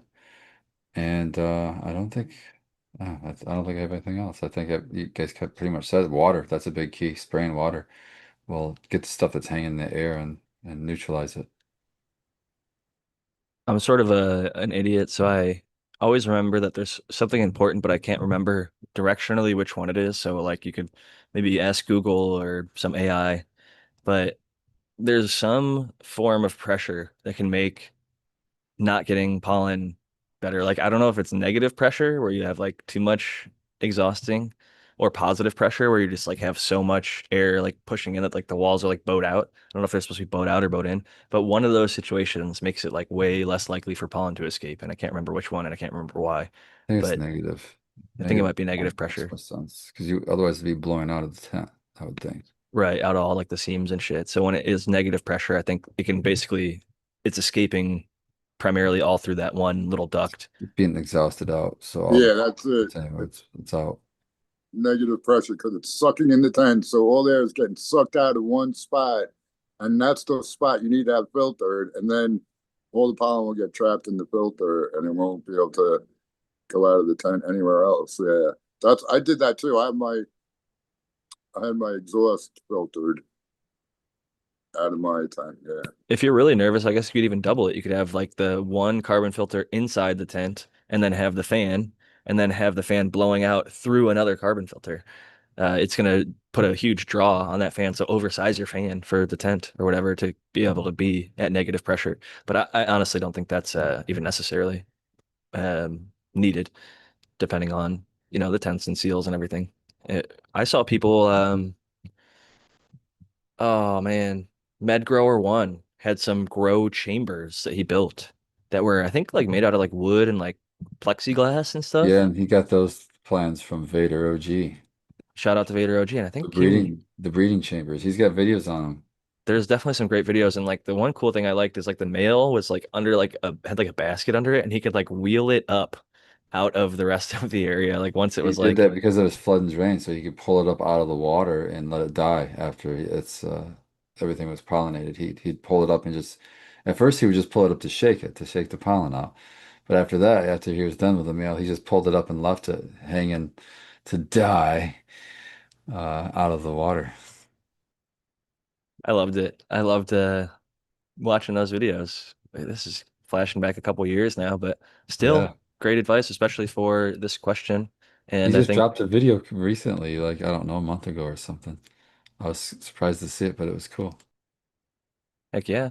Well, I'll pass it last to Noah the Grower and ask if you have any thoughts or ideas on this whole concept of not cross-contaminating. I know you're generally trying to keep seeds out of Yep. everything, so That's me. I have never done any breeding, so I would definitely defer to one of you three.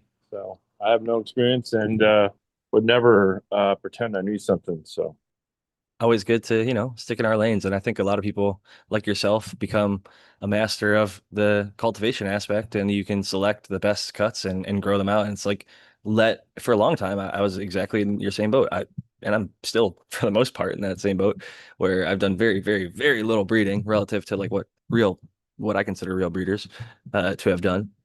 And I just enjoy mastering the cultivation so that I can make their stuff express itself as good or better than maybe it did even in their garden. Like I want to grow it so well that I get the ultimate terpene and cannabinoid and ester and all the aromatics and the looks and everything. I want it to be the belle of the ball that it can be. I want it to look like, like how like fast food, they have like the photo of the burger and then they have like the photo of like the real burger or whatever. And it's like always like way shittier looking and way smaller looking. Um, I like my buds to look like the photo. Like my Donnie burgers looked like the Donnie burger on my pack. And I'm just like, okay, that's what's up. I think that's good shit. So I love it when that happens. And I think that if at least 1 out of 10 doesn't look like that pack, then they really fucked up. So sub said 1 out of 5. You want to have at least 1 out of 5, and that's with regs. So like 2 or 3 females, you should have one out of those 2 to 3 females, maybe all 4 or 5, depending on Spartan got 4 in that Vortex pack, which is fucking awesome. Or no, it was 2 and 2, 2 males, 2 females, Get too. but I bet both of those females, and I don't know if you still have them or not, but I bet you they're I've, beautiful. I've one of them. Yes. Yes, they are beautiful. And they smell, it's like the smell that's the most beautiful. It's like it's not the picturesque weed of today, right? But when you go by it, you brush it and you smell your fucking hand or your arm or whatever, you're just like, oh, and your mouth starts to water. Like that's And it's so sticky. yeah, so sticky. It stays with you. His stuff is like super glue sticky. Like it, I know that Josie took the term Gorilla Glue, and then we ultimately had to call it GG4 because of the legal stuff. But and that is very sticky as well. But like really dank cannabis, in my opinion, should be that level of sticky. And I will agree, sub stuff. Although I love like his books, like the Big Book of Dank, his plants weren't what you see on Instagram necessarily. They were more of like the pine cone and like spears and like had more pistil and more open, airy bud necessarily. Sometimes like the indica stuff would be a little bit more nugged up and dark and beautiful, but a lot of his stuff was not. Um, you know, I'm sure some of it was on High Times magazines or whatever, but it wasn't what towards the end when they were showing just like big chunky nugs, what was more popular in modern times. And so that being said, it's something that taught me fuck bag appeal. His stuff is so good. I don't care what it looks like. I had a Slimer pheno that was a little bit foxtaily and everything else in the room looked beautiful. Yeah. but that Chernobyl like Slimer-esque pheno, it wasn't the actual Slimer. I called it the middle finger pheno because it had like the little leaf, like right here, would have a little leaflet growing up out of the back of a bunch of them, and it would grow buds and flower. I'm like, yes, extra hash returns, but they're just the tiniest little budlets on that part of the leaf, and so yeah, I always loved. I wish I would have kept that. To be honest, it's one of those great white buffaloes. Like, damn, dude, I should have kept that cut because that thing was fire. But Slimer, admittedly, it was like so close to Slimer and so close to subscription said like lime margarita or lime Slurpee. And I was getting all of those flavor profiles in my Chernobyl. So I called it like a Slimer-esque middle finger pheno or whatever, but it But one thing hit the notes he described. no breeder does, honestly, that I know of, but he didn't mention like, oh, it's gonna be one of the leafiest fucking plants you ever grow too. He did fail to mention that. He would say like, "Oh, it grows well in spears and yields well," but he wouldn't mention. He showed some of the photos, and you could get the idea that they were going to be leafier. But the way he grew them, the size of his plants and stuff, I think he could take a bunch of it off and get nice photos when they were cleaned up. He was so good at the photos, man. He loved when people took good photos. That's why he reached out to me was because I was putting some good photos up, I guess. And he would ask too at the breeder. I'm like, yeah, fuck it, yeah, you can use that photo. That's so cool. I love that. When I got the tester kind of shout out, I grew a couple. I grew his Chernobyl, and I grew his strawberry daiquiri, and I was just posting and tagging him in all of them, and he was alive at the time, and he asked to repost one of the photos, and I was like, of course, you can absolutely use it. And then he said, I'm looking for testers, and here's the qualifications. You have to have grown one of my strains, and I want you to send me a strain report. And you know me, I fucking love the shit. So I sent like long, detailed description and like almost subcool-esque strain description because I've read his books and his strain descriptions themselves and what he's looking for in that stuff. So I stroked his ego a little bit there, obviously, but I got some seeds out of it, and unfortunately, it was towards the very end when things were just shutting down. So I only got one, and I think it was a situation like I mentioned where stuff got nuked in the mail because I got 0 for 10 germination of this Jamaican bobsled strain that was a tester, and not a single one germinated. So I was heartbroken by that because when I reached out and gave my report, I was like, yeah, 0 for 10 germinated. I feel like shit or whatever. But I did like three, three, and three. I think I did like a batch of three, and I did different techniques. I seed scuffed, I seed cracked, I tried different varieties of things, and nothing worked. So that was a little bit, and everything else, literally, I had like a 20 for 20 pop alongside it. So it's like really tough to beat myself up and be like, oh, it's technique. And it's like, no, I think sometimes it's just those seeds and Yeah. something happened. So it didn't work out, but I know like Eagle Gardens grew a ton of his testers and strains that got onto the menu. And I think he ended with like 30 or 40 something strains. And like of them, we went through the whole web the one day. Like at least a dozen of them are like iconic, like, all time like great strains in my opinion. So shout out to him and rest in peace for sure. But we got a question, I think. Let's see. We talked about the pollen thing for quite a bit, and I think we got a good question that Spartan will be able to jump on, which says, got a question for Russ, borrowing a friend's Tarantula Borg Evo, wondering if preset 49 is still your go-to or if there is something better. Oh, yeah, that's exactly where I would start. The problem, it's like a good overall spectrum, but it depends on where you're at. If you are in early flower that's got a little more red in it, it's going to cause excessive stretch, probably. So you either be ready for that, or if you don't want that, I would go something more blue until week, 3 or 4. And then you can use 49 to the end if you want to, if you just wanted something really simple. Very well answered. I'm not very familiar with that product, and I will take Spartan's word on it 100% because he works for them and he's very familiar with their products and how they work. And when you work in those kind of roles, you get to know the ins and outs of the products and how people are using them, and you get real life feedback from growers across the world, which is fucking cool.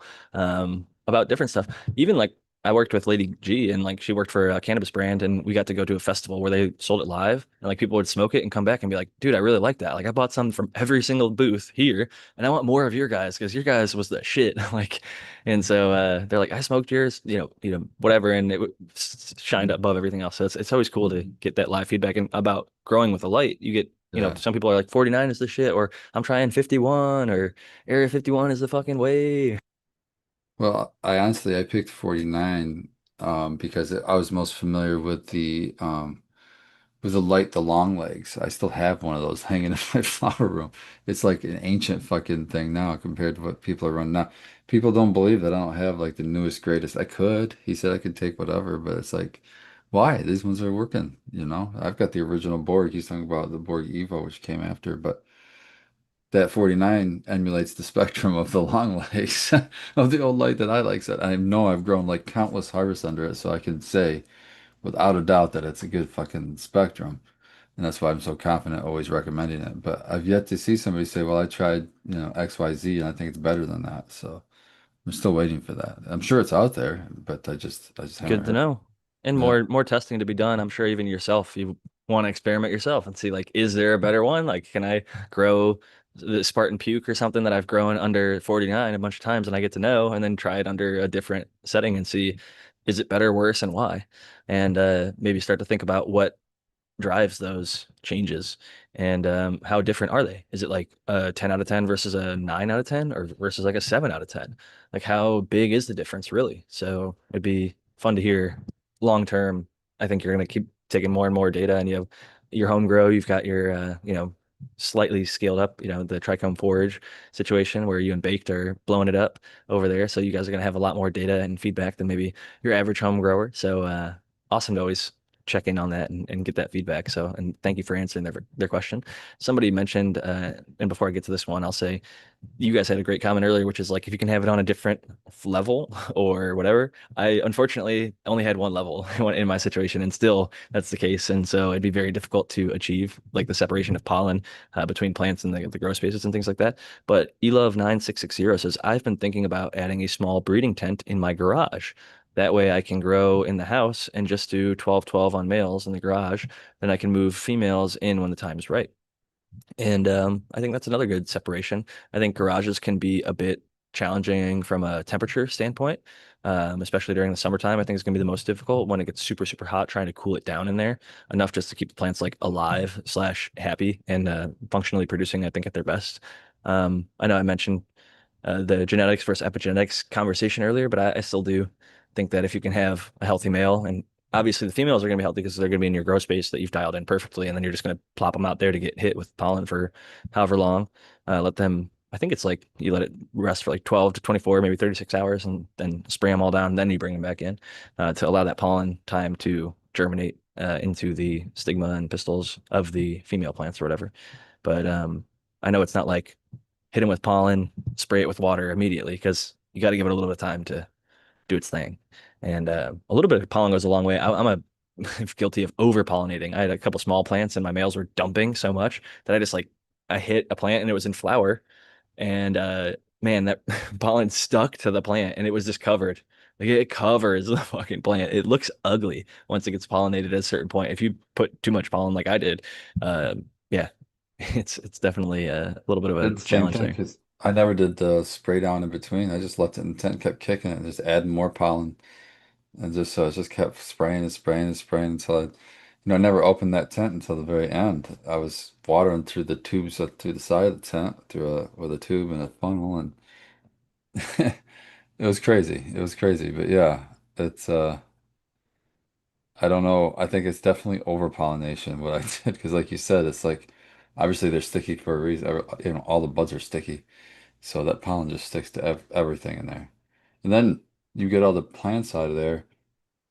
And the pollen would be on absolutely everything that was in there, the fans and lights and all the equipment that you had in there. You just did the walls and the floors and the side walls.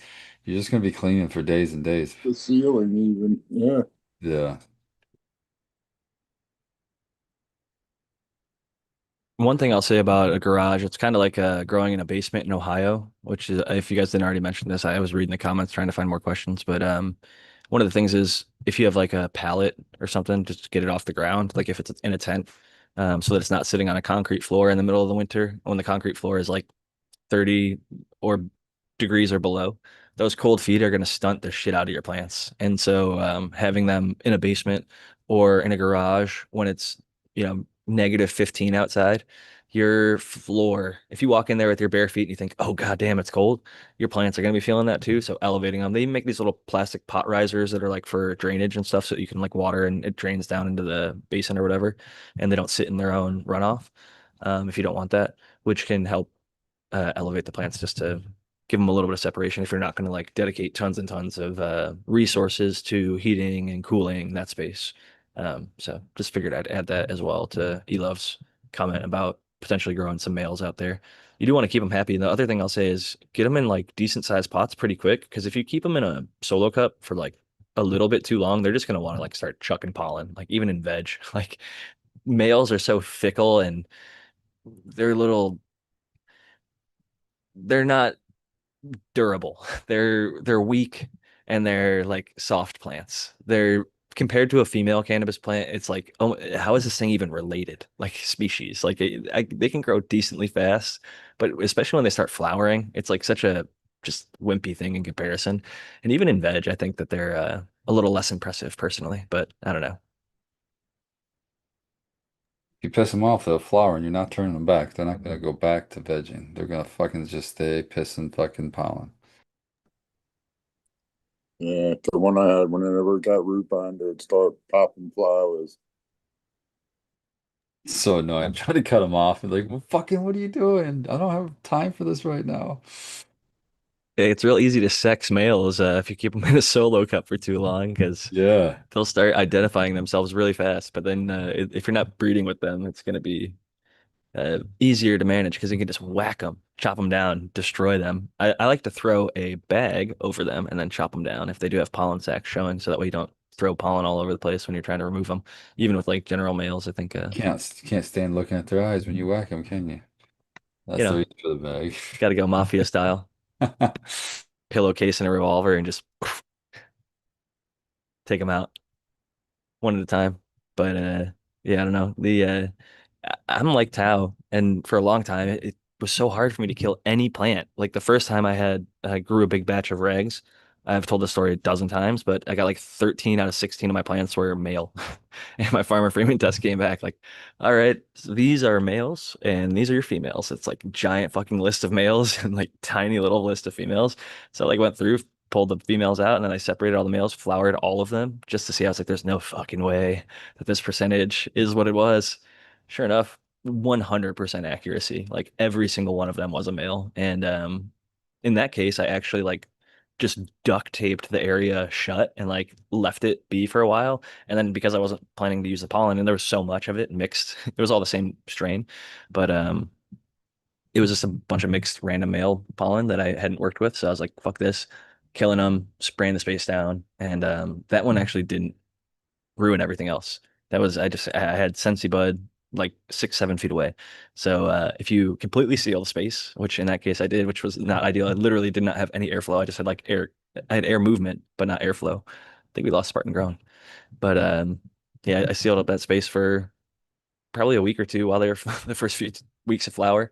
Just maybe like bottom water. I can't even remember exactly what I did, but I was in disbelief. But science is sometimes actually sciences. The males were male. The genetics weren't fucking wrong. And Farmer Freeman, Easy XY, I still to this day trust that guy with my testing. I've done hundreds of tests and he's never gotten anyone wrong. I thought he got one wrong one time, and it turned out to be a really male looking female, which is weird. There's some like females that look like they have, and it's like not even a herm. It just like started developing. Um, Me and Gene from Mendocino had a good post about it. Um, But Fucking undifferentiated growth. undifferentiated growth. That's the word. And I was convinced the first time I saw that it was male and undifferentiated growth. It looks almost like balls or like bulbous little growths at the knuckles and the joints and stuff of the plant, like here and stuff. And you'll swear it's a male if you're like me. I literally chopped it down and then I took it over to better lighting. And then I was like, oh, fuck. Because I had seen that post and I looked at it and I was trying to get pollen out of the pollen sacs. And nothing, nothing, nothing. And I grafted it back onto its main stem and got it to live for like a few days, but it had lost so much vigor after that point, and the other plants in the area overtook. So it got whacked. But I was surprised that like after maybe I don't know how long it was, like 10 minutes, it you could graft like the whole stalk and just chop the entire plant. It was like a candelabra style, and got it to come back to life for at least 72 hours. Where like I thought it was droopy when I cut it, obviously, but when I redid it, it started to perk back up, and ended up it was a female. Not a strain I ended up wanting to work with. Turned out that breeder was a little bit of a dirtbag and dishonest about their genetic labeling, and I found out after I got the seeds for free in like a seed bank order, so I didn't feel that bad. But I just popped them as part of like a big group and thought I liked the genetic lineage that they lied about. And yeah, that all aside, welcome back, Spartan Grown. We lost you for a second. They didn't take you out. You're still here. Oh, thank you, thank you. No, I just had a bad internet connection or something that just beeped off and was able to jump right back. So thank God for that. I hope I didn't miss anything too crazy. No, nothing really. I think I was just giving some updates about my sex testing experience and getting a bunch of males and sealing them up one time successfully. And then the time after that, I thought I tried the same technique, but I was a little bit less. You know what it was? The second time, I tried to deliberately collect pollen so that I could Oh, do breeding after the fact and like dry it. And when I took it out to shake it and collect it, that's where I fucked up because I did it in like an area that was not nearly far away enough. And I should have like gone outside or something to do it. yeah, that But I might had be. like a clean, sterile, dry area. I got everything nice and blah, blah, blah. And like I could see the pollen that I was collecting, right? So like you can actually see pollen's not invisible. Some of it is invisible to the naked eye. It's so fine and that you can't see it while it's flying. And I guess a thimble, I think, has like 100,000 or a million or something grains of pollen. So like a tiny amount of pollen, like a few pollen sacs can make thousands and thousands and thousands of seeds. You're more limited by the female's ability to accept and produce. That's why I like to let my females go earlier so that they get a little bit further into the development of flower before my males. I like to have at least like a week or two head start. So my females, I like to pollinate like, I don't know, week 4, maybe week 5, like day 28 to day like 35, where the plant's like a little bit later in the flower development. And then if it's an 8-week strain, I'll take it at 10 weeks. If it's a 9-week strain, I'll take it 11. If it's a 10-week strain, I'll take it 12, 13, 14 until I start literally seeing the plant eat itself alive or like the Yeah. seeds start to be, I can look at them and they're tiger striped and brown and they're like pushing out or like falling out of the plant into the soil. So that's sort of my way I go about that. I like that too. I don't know how many breeders are doing that, but I think if you let the plant actually finish, like, and I mean finish till it's like you're saying, dead. It's dead. It's just the seeds left. Because you want it to be dry anyway to buck the seeds out. It makes it so much Makes it easier. so much easier. And you get Yeah. awesome hash, dude. Like that was one of the best Yeah. hash scores I ever got on I call it hash, 150 micron trim bin resin, which you can clean up and make incredible hash. But even by itself is just like the best joint booster and bowl booster of all time. And you get so much of it when you're busting up buds and Yeah. even the little like crispy trichomus leaf. It is ungodly how much I still have some of it from when I did it years ago. Just I love that shit though. It's like a little gold. And sorry, go ahead, Spartan. I cut you off. No, I'm agreeing with you. I totally agree with you. I don't know if I had any more to add. But yeah, it's I think there's a major benefit of pushing them long in the separation. Like the my initial gut instinct was like always, I want to follow nature. I want to follow nature. I want to do it like nature. So I'm gonna put them in at the same time, and I've done that, and I got way less seeds. And so I was like, you know what? Nature's cool, but so is horticulture, which is what I'm doing, which is growing plants indoor underneath lighting, underneath artificial lighting cycles. And so I'm like, you know what? I'm going to adjust these a little bit and try and optimize things to make it as efficient as possible. Even though a huge chunk of my electricity is solar, you know, I still want to be as efficient as possible with it. And I want to be as generous as possible with the seeds. I gave out thousands of seeds, like thousands, like literally, I get like hundreds of 10 packs. And so it's fun to be able to like say, I've literally sent out thousands of seeds to hundreds of people all across this beautiful country and seen hundreds of them grow it out and get to smoke it. And I've gotten to actually smoke some of it with them. And every single time, that was a magical experience. So I encourage everyone, even if you get called a pollen chucker or a closet breeder or a tent grower or whatever, fucking pollen chuck a little. Find your after you've grown for at least a year. Find your two favorite strains and do it one time. Unless you're in like a much larger setup, like a Noah space, I wouldn't necessarily encourage. But if you want to set up a little tent in your house, Noah, and fucking mess around with like the Yeah. duct tape, cross it to whatever you feel like, getting frisky with that plant. And I'm sure we'll get to be in Noah's garden here in a little. It's about 5:45 here on the West Coast, so I'm thinking Noah's How probably about already in the right garden. now? That's a perfect transition. Turn that camera to the side and let's get that full screen. Bob, boom. There we go. Like that. Always good to see your garden. This is one of those things that I'll say just works. HPS, brother. Noah the Oh grower yeah. killing it under all the time. Yeah, I'm gonna be flushing here, and then this is the new light. It looks like I've been kind of slacking on this bottom still here. I gotta trim that like probably tonight or tomorrow. That's like the post-harvest for the people that maybe didn't see the weeks before. You Yeah. harvested the top part of the plant, and now you're sequentially just letting that bottoms finish up a little bit. Yeah. Oh yeah. Yeah. The left side, you can Man. see what Noah's garden, the tops start looking like. That's some big, beautiful buds over here. Frosty, what some would call praying. They're looking beautiful. Oh, it's Good full on turgor. flushing and full on like the leaves are just sucking everything out. A lot of them are yellow. I really wish I could be posted. I need to make another account so I can post. I'm sure it won't get as much traction as my other account, but at least it'll be there for the people that want to see it. Uh, one of my It's fun being low buddies, key on a one of backup my account. buddies, I went to his house the other day and brought over some bud for him to smoke, and I told him, I said, hey, because why haven't you posted a little bit? I go, I got, my page got suspended. And he goes, dude, I show my friends at work your page all the time. You got to get something going. So I'm going to get something going. If it's just for my buddies and stuff like that. So I love that, man. People appreciating the plant, and I they think do. that it's one of those things that I do miss that interaction when you do it. I also think it encourages us to grow better. If you're growing dank, you're gonna want to post your plants more. If you're doing everything great in the garden, it's a lot more fun. Just like any social media, we want to show it when we're on vacation. We want to show it when we're having fun. We want to show it at a nice restaurant. We want to show it when we've got our 10 out of 10 grow, our Yeah. dank ass grow, not the one that we had to chop down because we over vegged, or not the one that we got spider mites or mold or some shit. We want to show that fucking fire that Noah was just showing us right there. That shit, I'm sure, is stinking up the carbon filter and he smells it down the driveway. Oh, yeah.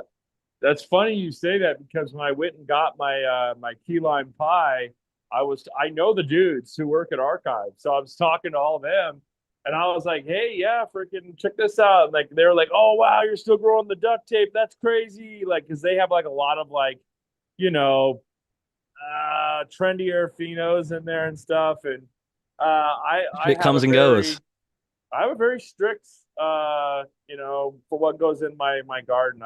I've gone through so much stuff, so and duct tape will destroy a lot of the stuff that people think is better than that. I'll just tell you that right now. So, Oh, I would bet money on it oh, because dude, it's in awesome. this circle in particular, I would say like in our own little way, I'm extremely picky about my breeders. I take years sometimes to decide who I want to get it from, and I very selectively pick the specific crosses. And like with cuts, GG4 I think is pretty widely accepted as like one of the elite cuts as part of the duct tape, and widely appreciated in many places.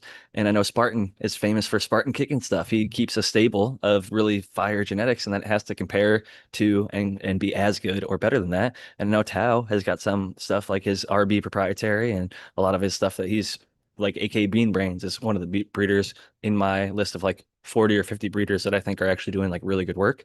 And so when I see other people growing stuff that I would grow myself, I'm like, oh, they've got, good taste and they're selective as well because it's not like, granted, a lot of these breeders, if you buy direct, you can get amazing prices, but it's not like budget barrel knockoff cheapies or freebies in random packs from big giant seed banks. Maybe they will be if it's like a cool little mom and pop seed bank or something like that, and they've got a bunch of like cool niche breeders. But for the most part, you're gonna have to do a little digging, a little research, and maybe in like one case, like CSI Humboldt, I'll shout them out.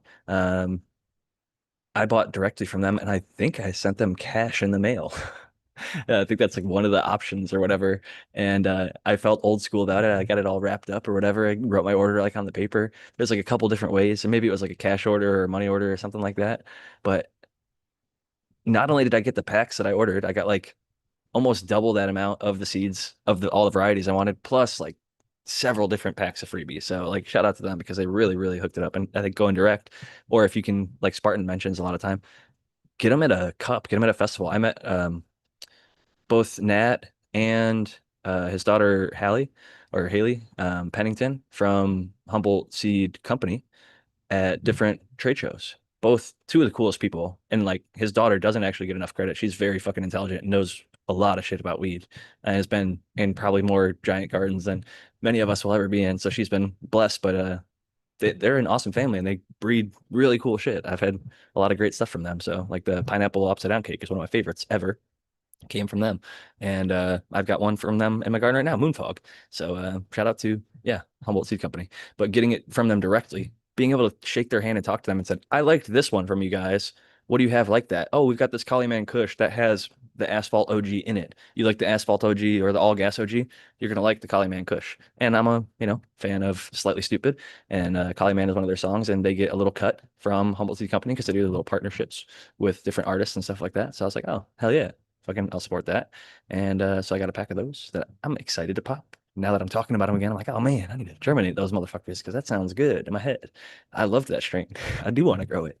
I'm glad I did talk to that guy. But I suggest others, if you have the opportunity to go to a trade show where there are some, Subcool was notorious for having himself at events and being the guy Yeah. at the booth and shaking your hand and giving free packs and telling you all about the different strains and what you might expect and why you might want to grow one. And I think that there's a certain beauty about the hand-to-hand, face-to-face interactions that is in some ways a dying thing, but I also see it in every community I'm a part of.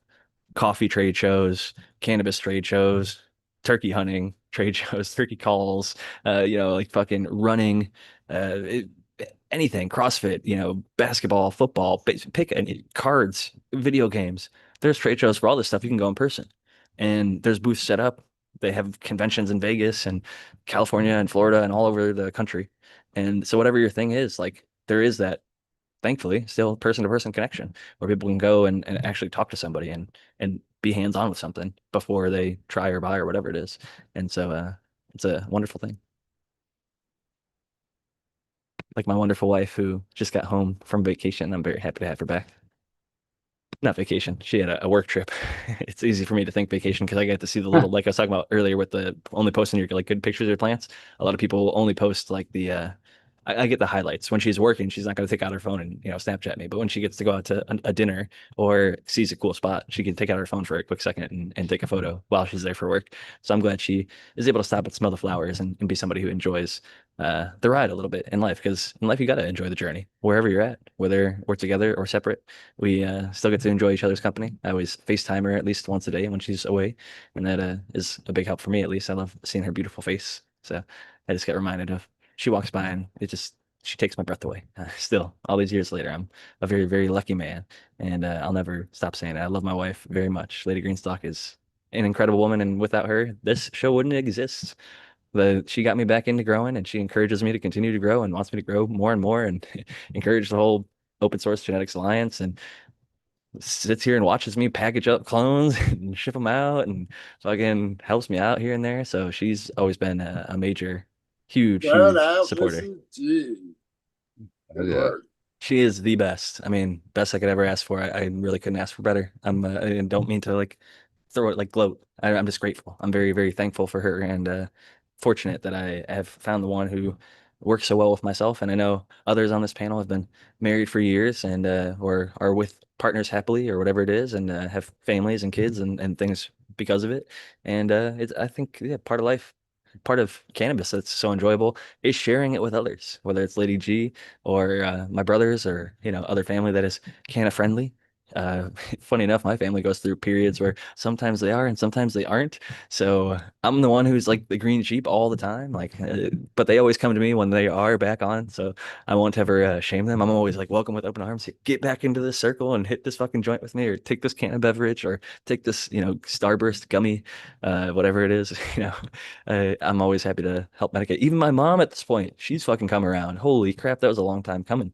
But I'm so happy to see she's like taking edibles before she gets on planes to calm herself down, help relax the journey. And I'm like, fuck yeah, dude. Like life's better when your family starts using cannabis. I think the more people in your family that start using cannabis, probably for the better.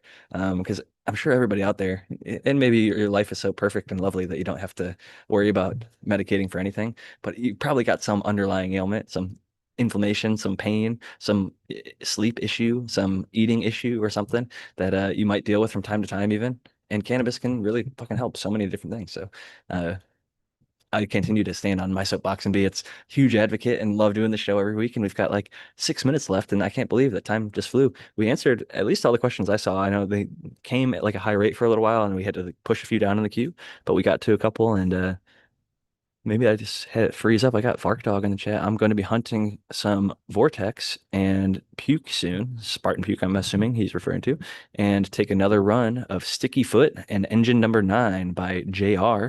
I'm pumped to try Goth 15 and Ghost Train Haze in the fall when my outside finishes up. So cheers to you, Vark Dog. And again, I apologize. I wish I would have been able to link up with you. I had such a short period of time when I was in Ohio that I didn't get to see anybody else that like wasn't blood related or very, very close family. So that said, it was fantastic and grateful for that as well. I think always good to count our blessings and be thankful for everything that does go well. It's Yeah, Bark Dog is good people. We've definitely met up at Gems and Genetics this year, and we'll run him down in his neighborhood again here shortly, so we might run into him again. good stuff. And I know I'll be back in Ohio in November, and I'm trying to schedule myself a little bit extra time because my brother and I are going to try and squeeze in a paintball game. And then my grandma's 90th birthday is coming up. So shout out to her. I can't wait to go celebrate it with her. She's funny. She loves my cats. So I'm always sending her pictures of my cats, and then that starts the conversation. I get to hear the gossip about her whole life and community and everybody around her. And it's nice to stay in touch if you can, if they're still alive. She's my only living grandparent. So I'm very thankful that she's still here. And yeah, it's just yeah, I don't know. I'm starting to sound preachy over here, just talking about how grateful I am. But I think outside of Thanksgiving, we should still be thankful. We should still be grateful, and we should reflect on those things, not to make it a religious thing or I'm better than you type thing. But it's easy to harp on the negatives, and I've been there for sure. And to think about every little thing that's not going right. But it's also really important to and there's studies on this actually going back to science and stuff. I studied psychology in both my undergrad and grad school, and something that's powerful is like identifying things that you are grateful for, and it starts to just make you happier and feel better and more optimistic and better able to handle when shit doesn't go well. So, seeing those little blessings and places that you kind of, you know, get off with certain stuff that maybe you should have got dinged for or something like that. Get off with a ticket or something, speeding or something like that, or a lesser fine or whatever it is. Life, sometimes it's easy to overlook those times that it went your way. And I think it's always good to remind ourselves that, life is good in many ways. So it can be easy to get down into the dumps and focus on all the shitty stuff. But at the same time, we can't forget to enjoy life. Got to live life and have fun. So, with that said, I want to pass it around the panel. We got a couple minutes left, and final thoughts from Spartan Grown before we wrap it up. Oh, I'll just thank you, Jack. Thank you, panel, and the chat. And I just wanted to say, what you can take from this conversation is we need to start making seeds and planting them. And you can keep growing. Much love, everybody. Always great advice and great advocacy. I think the slogan "Keep Growing" and "Growers Love" is one that I'm always happy to hear us continue to echo, because without growing the plant, we can't get to enjoy it and share it with everybody. So next up, we've got Noah, the grower. Yeah, thanks a lot. Sorry I was late. Glad I made it and had a blast as always. Yeah, grow love and keep growing. Always a pleasure having you, and thank you again for showing off the garden. I don't ever take that for granted because I never get on and show the garden. And mine's right over there, and I could probably pull it up on my phone and make it work. But the last time I tried it, funny enough, I like got in front of my garden, pulled up the video, and it like just didn't broadcast. Like it didn't show up on the thing, or like it went to like speaker view, and like Brandon was talking, and it just like never showed my garden. Or like when my account on that version was up, it just turned all black, and so it never showed my garden. So I'm not trying to hide anything. It was actually the garden was looking great at that time, and it was just funny that that's how it all worked out. But last and certainly not least of our panelists this evening is the American one. As always, Jack, thanks for hosting. We get to see everybody on panel and everyone in chat. Sorry, I wasn't in chat more, but yeah. Shout out to everyone who shares their seeds and everyone who grows. Yeah, just put some in the ground somewhere where you can get them started and let nature take over. Like, yeah, even if you just do that, it'll be cool. All right, peace out, everyone. Have a great week. We'll catch you later. Always a pleasure having you, Tao, and everybody on the panel. I'm really thankful for the people that showed up live, asking us questions that gave us another week of. We actually didn't open up the panel. Sometimes I do Q&A plus open panel hour 2 because like we'll get a couple questions rolling in to cover the first hour. But this week the questions covered all 2 hours, and we had a little conversations generated from each one that kind of spiraled into more mostly gross stuff. So I'm happy with how it all shook out, and great questions, everybody who got them asked. And sorry if we missed anybody. It rolls pretty fast when there's, 50 to 150 or however many are in here at a time, depending on what time of the show. But always happy to have you all. And I am going to make a note on my phone. So if you have questions, a lot of you guys reach out to me, and I've been bad about, I'll say, oh, I'll like remind me before the show, and maybe I'll ask that question. I'm going to just start copying and pasting them and putting them into a document. So I'll be like, these are the questions from the people who could not listen live. So if you're one of those people who listens on the podcast after, or on X, formerly known as Twitter, or wherever you listen to the show, even on YouTube, if you listen to it tomorrow or the next day or whenever, years later, people watching episodes 100 or whatever and still commenting on it. Whenever you listen, wherever you listen, we appreciate it. But if you want to ask a question and get it on a future show, I'll just copy and paste it, put into a document, and then we'll start working our way through those, because I do get a ton of great questions, but sometimes I'll just answer them in a DM, and not that it's, worthless just to help somebody. I really like helping those individuals, but it'd be nice to spread it further and wider and have a deeper conversation about that kind of stuff. So with all that said, I've rambled on long enough, as I typically do, at Jack Greenstock, and Jack_Greenstock is my backup account and name on X. And you can find this on all the podcast platforms coming either tomorrow or by Tuesday. Cheers. Peace and love, y'all. Catch y'all next week.